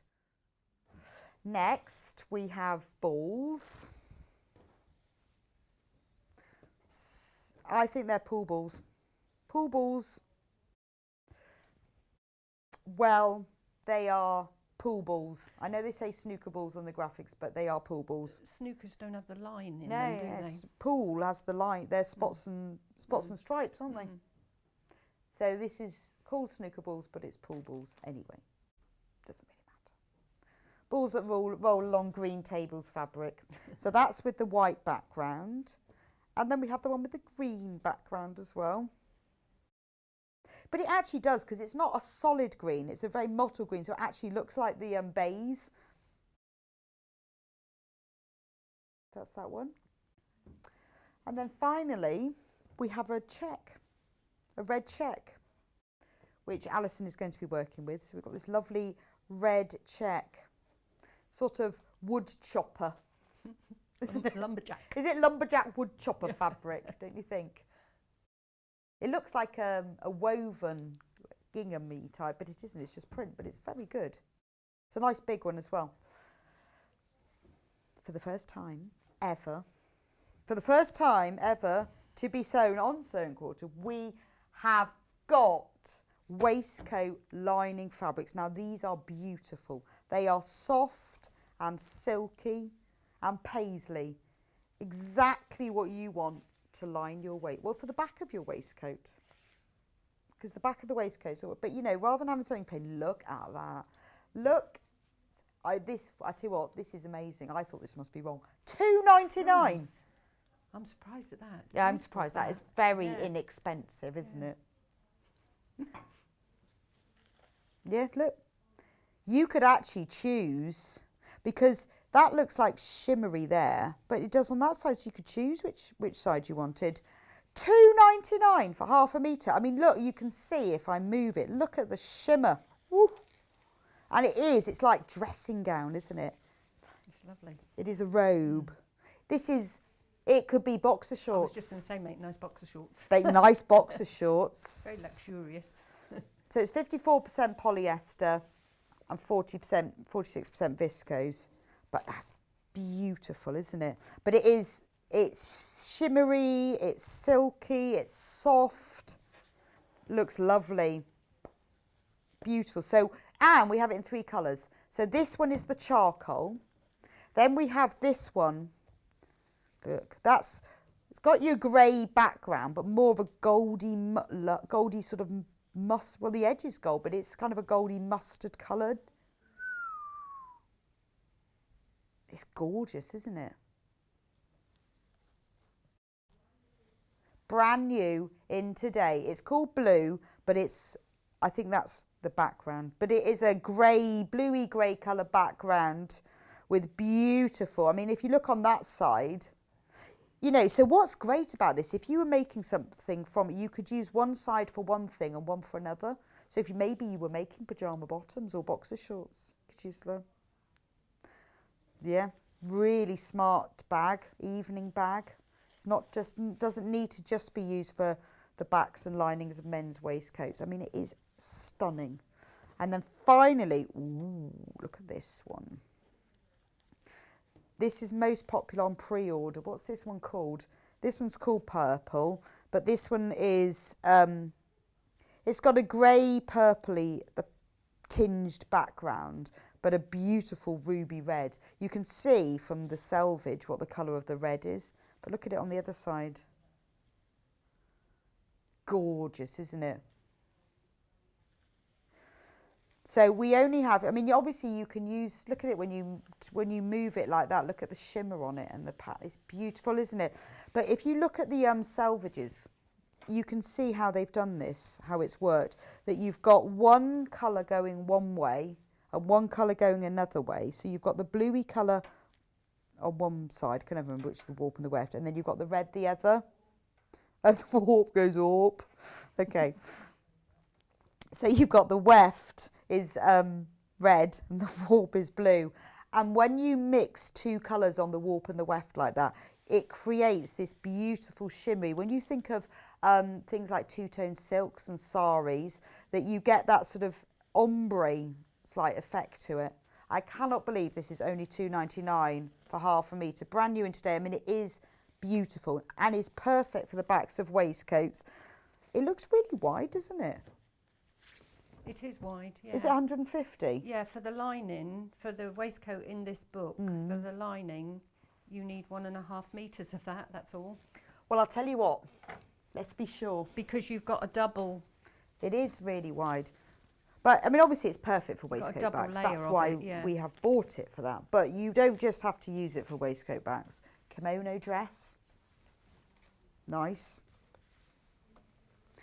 You know, little beach sarong-y thing. It's lovely. Won't crease. I'm really pack surprised I mean, at the viscose price. is lovely, isn't it? Because Yeah. it doesn't crease, packs beautifully. So I'm going to measure this. Yeah, it's 150 centimetre width. For $2.99. You know, even if you want lining for bags. Yeah, 1.3 metres, so 3 units for that, wouldn't It it is. be? Yeah. Beautiful. And that will line the whole waistcoat. So we'll talk to Alison in a minute about how we do it. So we've got all the different tools, but we'll get on. So welcome back, Alison. Thank you very much. How did you find the book? Hasn't it been gorgeous? Oh, it's lovely. And for if anybody watched Sewing Bee last week when they did their reduce, reuse and recycle, at the back of this book, I mean, the hats, the bags, the slippers, wouldn't the slippers be lovely in a felted jumper? Yeah, You've got of a course, woolen yes. jumper that you Put it just in the shove in the machine. washing machine and felt that up, and the slippers would be lovely. But yeah, the hat and everything, the messenger bag, the wallet, they all be lovely out of denim or anything like that, because they used a lot of jeans last week. I really loved it. That's my kind of thing. I like recycling. And I do. doing- I have a bucket full I've got of a room jeans. full. Yeah, it's terrible when you can't throw anything away, because that might come in handy. No, I do keep Oh, jeans. We have terrible now come in sold handy out merchant. the book, which I'm not surprised about because it is gorgeous, Yeah. isn't it? It is lovely. The only thing is I've made the largest size. Right. There's no extra large or extra large. That one is, I think Ian said that mannequin's a 40-inch chest. Right, okay. So, and there's a little bit of room. You can see under the arm there would be a little bit of room. But So our that is the pattern, largest size. What size does our pattern go up to? Oh, that goes up to a 48-inch chest. Yeah, well, and you've got the young boy sizes as well. You've got the children's sizes in that Yeah, as so well. it starts at a 20, this pattern starts Yeah. at a 22-inch chest, Yeah, which is very little, isn't yeah, it? tiny. So if you've missed out on the book, but Yeah. you still want to make the waistcoat, I mean, they both have their merits, because a beginner could work out from here. They're lovely instructions and lovely diagrams, whereas a large pattern house, they assume a general knowledge. yes, they do, yeah. So yeah. if you're a beginner, you may need a little bit of help with terminology and different techniques and things with one of the larger companies, whereas with the books, they tend to go into a lot more detail. Oh, okay. Well, if you want to make the waistcoat now, you have to buy the pattern. But there's even different styles of the waistcoat as well in this pattern. You've got quite a simple one, but you've got one with the you've sort got of one with the turned over. revers as well. Yeah. Yeah. Okay, so where do we start then? Well, with all the best will in the world, I wouldn't get a waistcoat done in half an hour. So I'd I've be got really quite a lot impressed if you did. I've got quite a lot of elements already done. Okay. But I thought it would be nice for people who are just starting out to have a little word about pattern matching. Yeah, no, well, pattern matching is one of those things that is scary. Yeah, I mean, with a fabric like this one, you wouldn't bother. I didn't bother because there isn't an actual Yeah. run. Yeah, luckily. Yeah. With that one I did. Now, you don't really have to. But you have I pattern have matched done at it the front, beautifully. just If I so was that I can Patrick show- Grant now. Go, no, Alison, beautiful pattern matching. But- All your buttonholes line up. That's we'll talk about taking details from your pattern there as well. That's where one of these patterns that you trace is nice because That you put it really onto your does own. match very well. I've had a close look now. Thank you. But if you're like my Becky, she says life's too short to pattern match, and I understand a lot of people can't be bothered, don't think it's important. I like the challenge, but it's entirely up to you. There is something extremely satisfying about that. Yeah, that is yeah. beautiful. But if you look at the dart and the pocket, there's no way you could pattern match No, that. no, So no. there are elements. You have to decide what you think is the most important match. Yes. Because obviously at the sides, if you were putting the two same fabrics at the side, it's shaped, so it's not going to you match would never completely. match. No, that's true. So you've got to make the decision what's most important. And the most important to me was down the front. So the first thing you have to do is you have to... So how much fabric do you need? That's a metre. A metre. A metre Okay. of the... Yeah. You need more for the lining because the lining on the back is a double layer. Of course, yeah. And you've got the inside Well, and you're at the lining front. the inside. Yeah. So how much of the lining do you need? 1.5 meters. Metre and half the Yeah. lining, metre Yeah. of the front. Yeah. Okay. So when I'm using these, I always press them because it's quite important that you get all of your marks in the right place. So What, just like a light iron or something? yeah, just a light Not iron to get the worst creases out, because it's quite thick paper, so it does, you know, if you just lay, well, you can see it started there again, and they've got like a little area there that really needs flattening out. Because Yes. if you look that there, if I press that down, that does actually move along. So if you're pattern matching, it's quite important how you trace off your pattern. That's the back. So you need to take off all the details. What have you Don't traced miss it up anything to? out. This is something that one of our ladies in Staffordshire Stitches works in a curtain shop, and they use it in curtains somehow. Perhaps a stiffener, a lining or something, and I buy it by the 50-metre roll. So some kind of interfacing then? Yeah, it's like an interfacing. It's sewing, and you can make toiles out of it because you could sew it. Okay. So it's good, yeah. And I used it for the insides of my masks because it's like a Okay, so it's like barrier. a sewing interfacing Yeah. then. Or you can just use tracing paper. yeah. Or you know they do dot and square paper, don't they? But that you would have to make sure you can see through first. So I've done the largest one. So you're going to take all your dots and all. This is important. Your grain line as well. Yeah. And your buttons, your pockets and your darts. So when you're pattern matching on a front, you take your actual pattern match from the centre. If you have a look on here, can we see that there? Oh, that's the centre front. Okay. Now because you've got an overlap, if you were to use that to do your pattern match, you're going to take out your seam allowance, so it wouldn't match very well. So it's easier to match down through your centre front. So this is a lovely fabric to demonstrate it with actually, and if you want to have a go at pattern match for the first time, you've only got your stripes across here really to work by, because they will run across the front. Yeah. And that's almost more important to pattern match. That's isn't right. it? I think this is more important than the cards that I did, because Yes. it wouldn't really notice. It wouldn't make that much difference. It's only when you get close. It's and only you're me being being a judged, bit, you know. And they go, oh, that's a beautiful. That is beautiful bit of pattern matching. So you fold over your pattern piece, and on my fabric I've decided where I want my pattern to be, and I've done a really large running stitch on my machine. It doesn't have to be all the way down, because all you're doing is keeping it for yourself to see where that line is. So that's your centre front, that's one side, and you're also going to do individual cuts. You're not going to have your fabric folded, because you can fold it and you think, oh yeah, that's matching up, but I can assure you it won't. No. So I've got my centre front line there as well. And on both of these, you're going to decide where you want your centre front to finish. So there's my little piece that I folded over. So I've got to make sure that that piece there is in the same place on the other side. So let me open this out. I don't know whether, I think it might be a bit too big for Paul to see it then, but Well, he's quite small. got my needle in there. He's been telling me jokes all morning. He deserved that one. And then you have to transfer all your markings. So you'll cut one out individually there, and then you'll turn it over. Don't forget to turn it over, because you want your fabric going in the opposite direction on the other side. So there's my centre front, and I wouldn't normally chalk it out. I've just done this so that you can see. I don't know whether you can see it on the camera, can you? So then you fold that out. Right, so you And match that's it where you folded cut. over. So if you were So doing something this is your matching point, your centre front.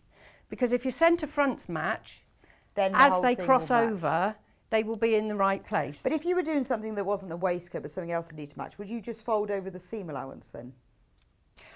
Do you mean if you were doing a Yes, skirt or for something like that? example, Yes, yeah. that, I've drawn that in here. Look, there's your seam allowance. So if it was a side where you were, this one doesn't matter because you're using a different Yeah. fabric. But to get your line going along, you make sure that your top of your shoulder there, or arm, lines up. And yes, these are your points. They're your sewing points. So they are the ones that need to match up. Yeah, not the, so you have to fold Yeah, the pattern yeah. back. So when you're pattern matching, you don't take any notice of your outside line, really. You're going to take notice of your sewing line if you're joining here. But And luckily with the waistcoat, the it centre has front. that centre front Yeah. mark. And is it there for that reason?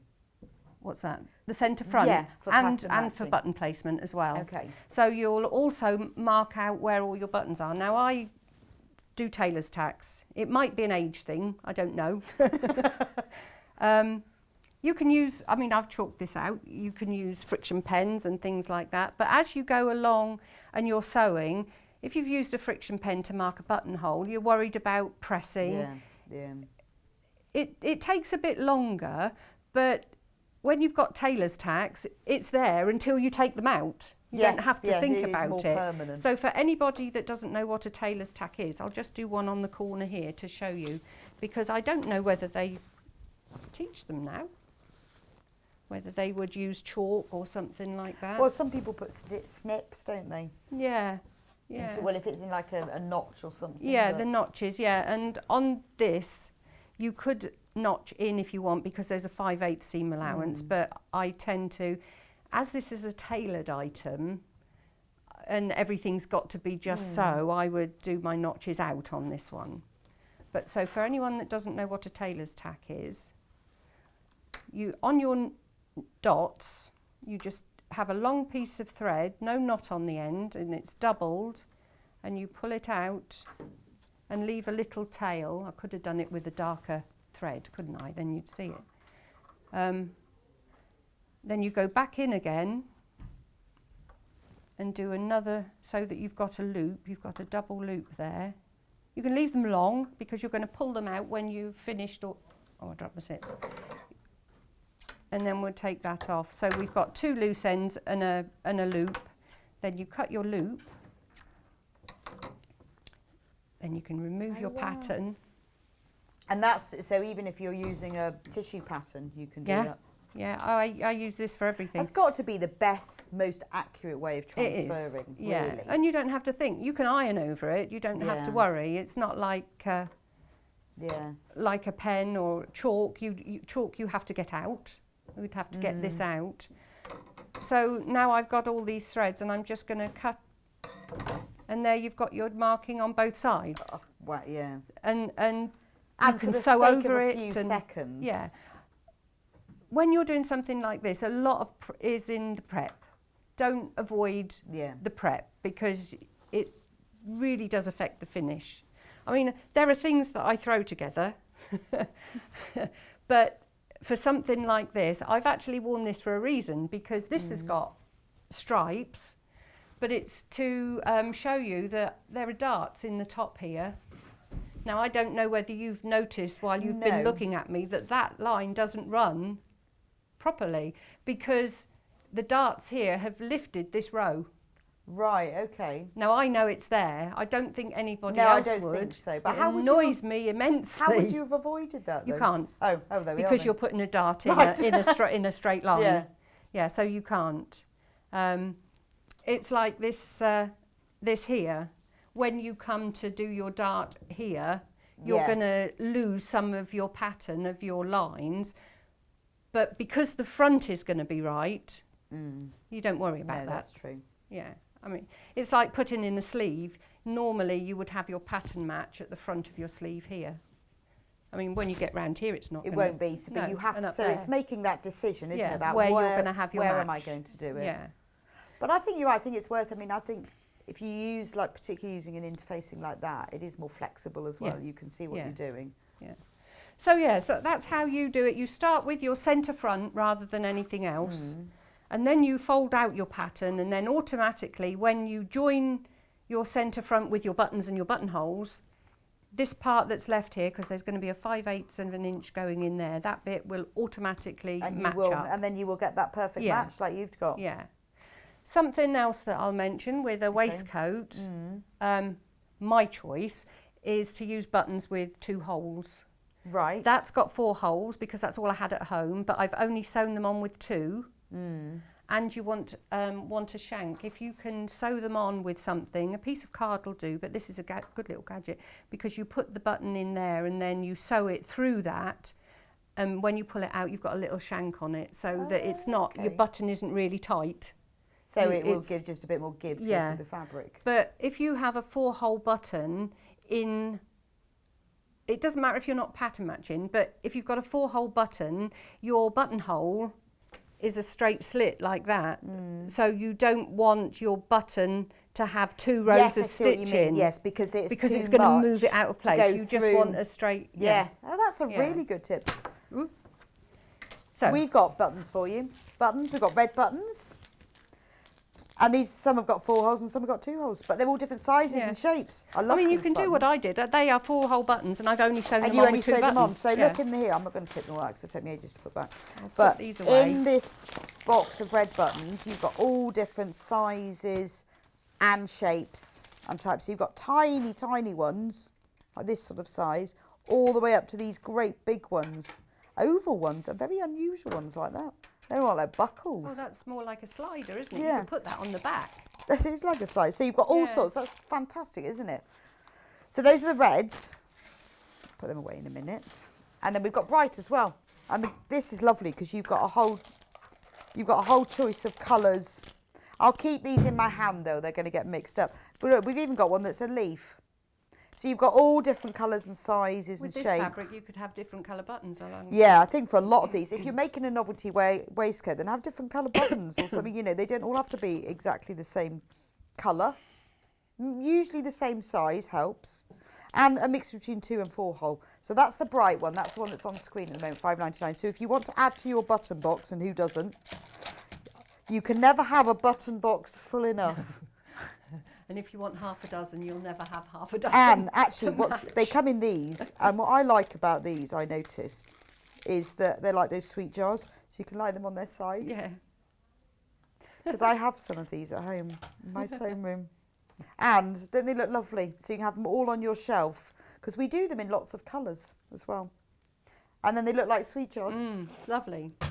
Right, when you're marking out your buttonholes, you can either mark at the point here where you're going to start your buttonhole. Right. Because I would put my waistcoat in the machine here, start that, and my buttonhole stitcher goes backwards. So you make sure that you start each one at the right place.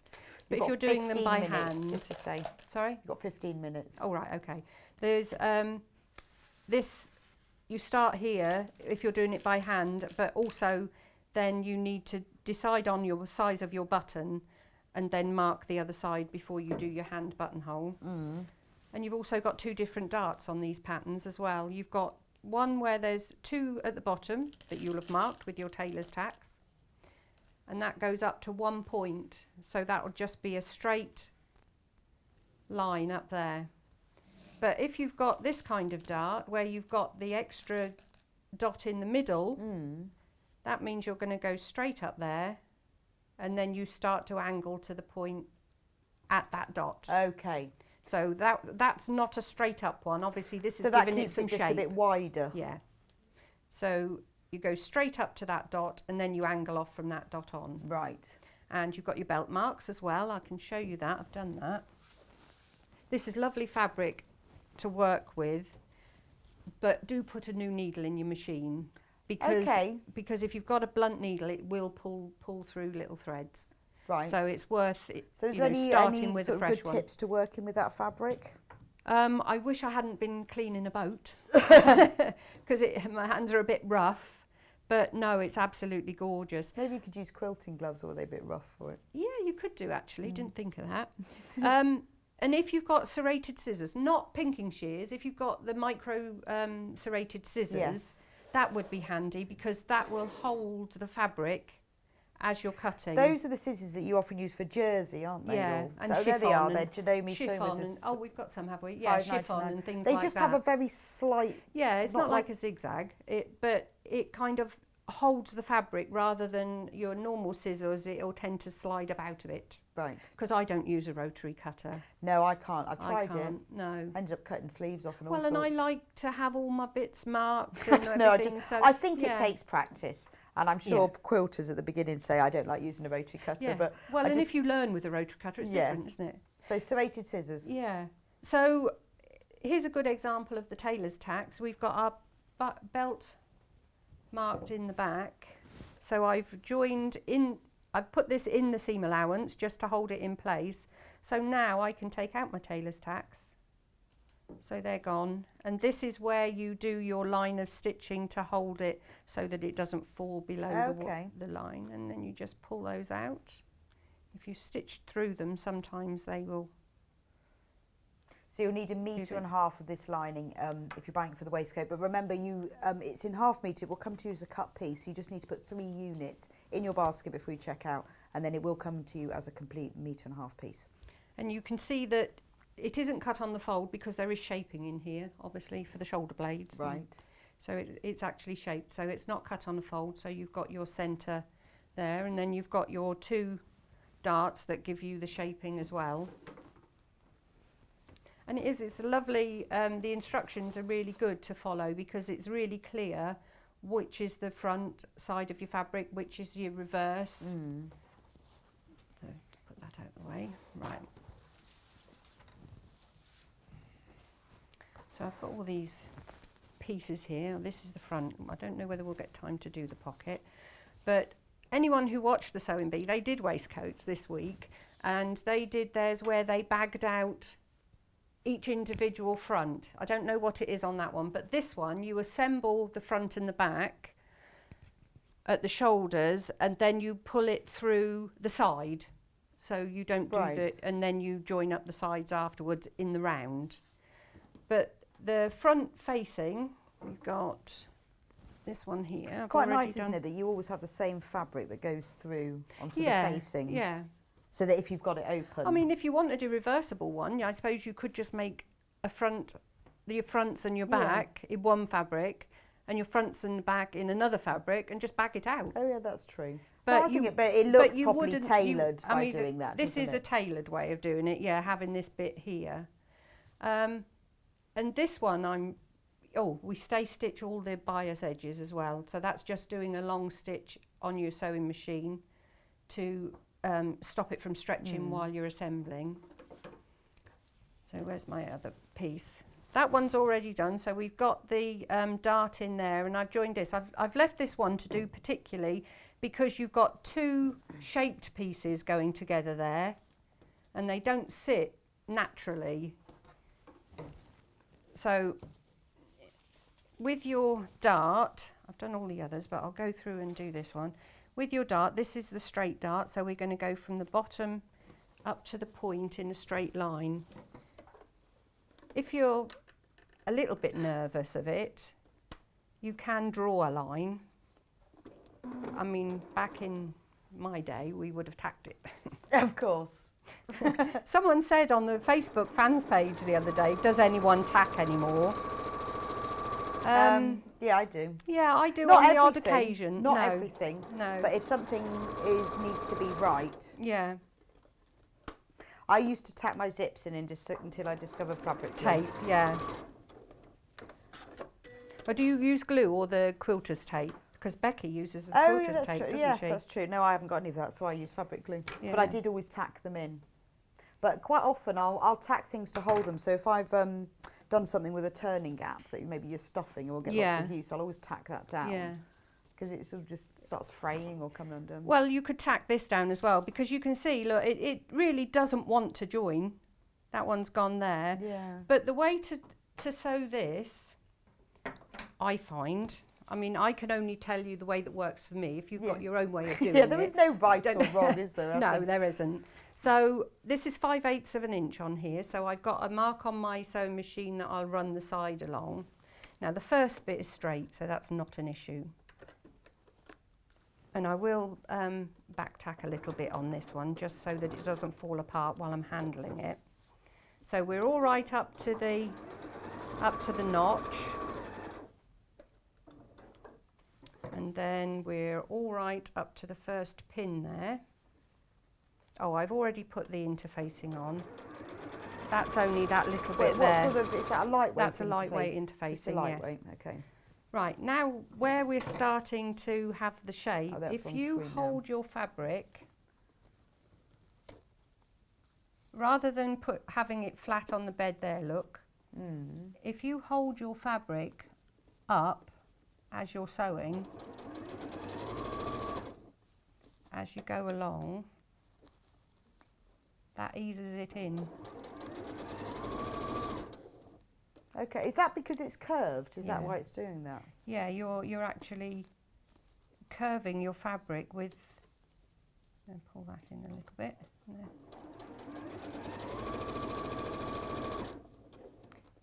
It's just an easing really that it's a nice little technique to do. No, it is. No, that was really good. You've got about 5 minutes left. I like that. That's really good. It's probably better than stretching, isn't it? You don't want to stretch it. You don't want to stretch it. So it's Yeah. better than stretching. Yeah, you don't want to stretch it. So there we are, and I'm back on the flat again now. I suppose what it does is it shortens the front and lengthens the back Yeah. by Yeah. curving it. Just enough for it to fit in. Because it's not a lot, but it's enough for it not to sit Yes, I see what comfortably. you mean. So then I should be able to. How does that lining fabric press? Lovely. Oh, does it? Yeah. Fine. Yeah, and I tried it with a hot iron. Okay. I suppose because you've got a viscose in there, Yeah. which doesn't melt. So there we go. And then that will press down nicely. Around the Well, it does corner. press nicely. Oh, I've caught that there. And then you've got your... Yeah, we don't have any plain lining fabric in this. I mean, obviously you can use a cotton lining fabric. You don't have to use this, which we have plenty of, but we don't have this one in plain. We have it in this beautiful paisley instead. There we go. So that's given you your shape. Going round that curve. I don't know whether that's a... It works well, this lining, because it sits against a shirt better, doesn't it? I Yes, think that's why yeah. they have it. It doesn't drag. Yeah. Yeah. Nice. So that's your... Actually, they look really nice together, don't they? I like the mixture They of the, sort do, of the yeah, because novelty print. the gold looks lovely with the gold there. So I'm not going to have time to show the pocket. So if we just... Oh, that's the other dart. That's the one where you go straight up and then turn and go off. But with the pocket, you've actually got the pocket in there. You work it from the front. So what you do is you have the front, and we've got this here, that's your little piece. There's my marks again, because this only does a 1/4 inch seam. They don't do this one, they don't want a lot of bulk there.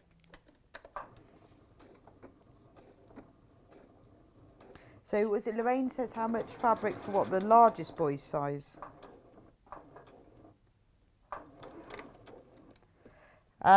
You need, I love the way it's 8 and 5/8. Should we do it in metres? That's funny, I do everything in inches. I know, but if you're buying fabric, Yeah. you need to do it in You metres, do, don't you? yes. So you need 0.6 of a metre, so 60 centimetres of fabric, whether it's 115 or 150 wide. And of the, yeah, that's the normal fabric. 60 centimetres, so you don't even need a metre. Is that for the child's one? Yes, that's for the largest child's Yeah. one. Need 1.5 metres for the biggest men's, but for the largest child's, which is 26 to 27, you need 60 centimetres. Right, okay, so I can take my tailor's tacks out the top of this here, the welt for the pocket. That's fine. We've got a couple of minutes, but Okay. so that's called. What's that called? Is it a welt? A welt, A yes. welt. Yeah. So it gives a nice finish and a little pocket. It used to be the pocket watch pocket, didn't it? I don't know. Yeah, you used to put their pocket watch in it. Okay, I often wondered what it was for. Yeah. You then can't they even just really had fit the your car keys going, in there, can you? chain going from one to the other. Oh, I see.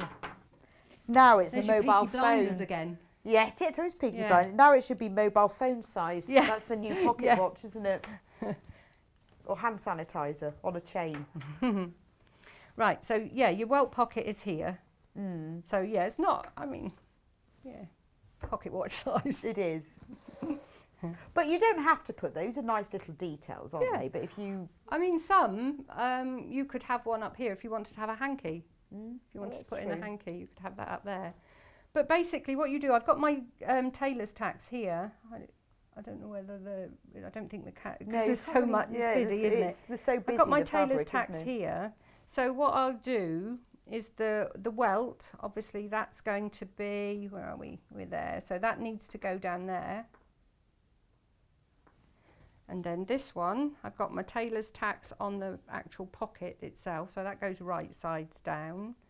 And we're going, okay, that way. Because I've got my tacks there. I've got one there and one there, one there and one there. That lays over the top. And then I'll sew a row of stitching along there, a row of stitching along there. You don't sew the edges because you'll do that when you turn everything through. Okay. It's like doing a zip on a bag. You're going to sew along there and then cut through and then feed all that through. Right, okay, that And makes then sense. when it's all fed through, you then sew up your pocket. Right, so just like a zip pocket, Yeah. Then If you you're do a it. bag maker, that's basically what you're doing. You feed it all through, and then you do your pocket in on the back, and that gives you that lovely. And it is shaped, so this is where I'm saying you really need to make sure you take in all your details off your pattern, because not only are the ones here shaped, your welt is also a different shape. That's got to be in the right way to look right on the front. But it's worth, if you take your time and you do it slowly and steadily, it's Yeah, fine. I mean, some things are nice, you just want to do it quickly and throw it together. I don't always tailor tack. But something like this, I think it's worth really taking your time and making a nice finish. Yes. Yeah. Well, Yeah. thank you. That's been brilliant. Look, we've had a lovely day. Learned so much. Learned so much. It's been great from barbecue aprons to waistcoats. Yeah. But it has been great. And what a beautiful waistcoat. Very impressed. I think you'd get Garment of the Week for this one with that pattern matching. You have my Garment of the Week. So, unfortunately, the book is sold out. But we do have the pattern, which is there on screen at the moment, $7.99. And so it goes, the sizes go from 22 inch all the way up to 48 inch. There we go. And it has a pattern for two sorts of waistcoats, one with a revere and also a tie and not sure, it's not even a cravat, it's sort of a tied tie, but a normal tie and the pattern as well. And you need anything between 60 centimetres up to 1.5 metres of fabric. The larger size is 1.5 metres. Fabric linings, brand new today. Very close to selling out, but they are gorgeous. Absolutely gorgeous. Starting with the gold one, which is one that Alison was used. It's cool blue, but it's cool blue there. But it is this gold one here. Isn't it gorgeous? And because it has that different colour through the warp and the weft, it gives you that shot silk effect. It's absolutely stunning. I think for $2.99. I mean, I know, you know, it's beautiful. Look at the drape of it. It's gorgeous, but it's not really flimsy though. It's not like, you know, sort of chiffon. It's got a bit of substance to it. Yeah, I mean, this isn't interfaced and it is lovely. Yeah, it doesn't need interfacing. No, it's really lovely. This next one, we are very limited in stock on. Less than 5 metres left of this. So if you want it, I'd grab it because I don't know whether we'll get it back or not. But look at the sheen and the shimmer and the shine on that. It's just gorgeous, isn't it? Negligee. Very nice. Very nice. I think it works well for men and women. I love that one. Matching pyjamas. Wouldn't know who was who in bed. Just matching. I think pyjama bottoms would be gorgeous in this. They'd be so silky, wouldn't they? Really cool. But we've got loads and loads of different man fabrics for you. The ones that we saw at 8 o'clock that had all the screws and nails and hammers and chainsaws, wheelbarrows and hose pipes, they'd all be perfect for this waistcoat. And obviously the whole point in these linings being sort of bright and glitzy as well is that's what the backs of waistcoats should be. So don't try and match them to the fabric. They're not supposed to be. They're supposed to have that sort of bit of interest. Anyway, gosh, where has this morning gone? So luckily we've got Yarn Lane next, but before that, don't go anywhere. Tomorrow on Sewing Street at 8 o'clock we've got needles and threads. It's one of my favourite subjects, that. Needles and threads, lovely. So I would imagine all about needles and threads and all the different ones that you can buy. 9 o'clock we have the Riley Blake Rose Violets collection with Susie Duncan. I love Riley Blake fabric. Beautiful, beautiful designs and always lovely colours, and it's such a quality fabric. 10 o'clock is rulers and quilting tools. 11 o'clock Susie's back with the Design Roll Ruler Holder Bag. And at 12 o'clock it's Design Roll and Charm Packs. Lovely choice for all of you quilters out there. Now, don't go anywhere. Don't go anywhere because we have got Yarn Lane coming up next. Now, we're launching a new thing today. It's called Yarn Lane Loves, because you know those Sewing Street people? Oh, we are still on Sewing Street. They get an early bird, and we don't get that on Yarn Lane. So instead, we're having a Yarn Lane Loves, which is basically things that we love, and we are launching that today for you. But we have also got Christine Perry, who is Winning Mum, doing the ultimate sock masterclass for you. So don't go anywhere.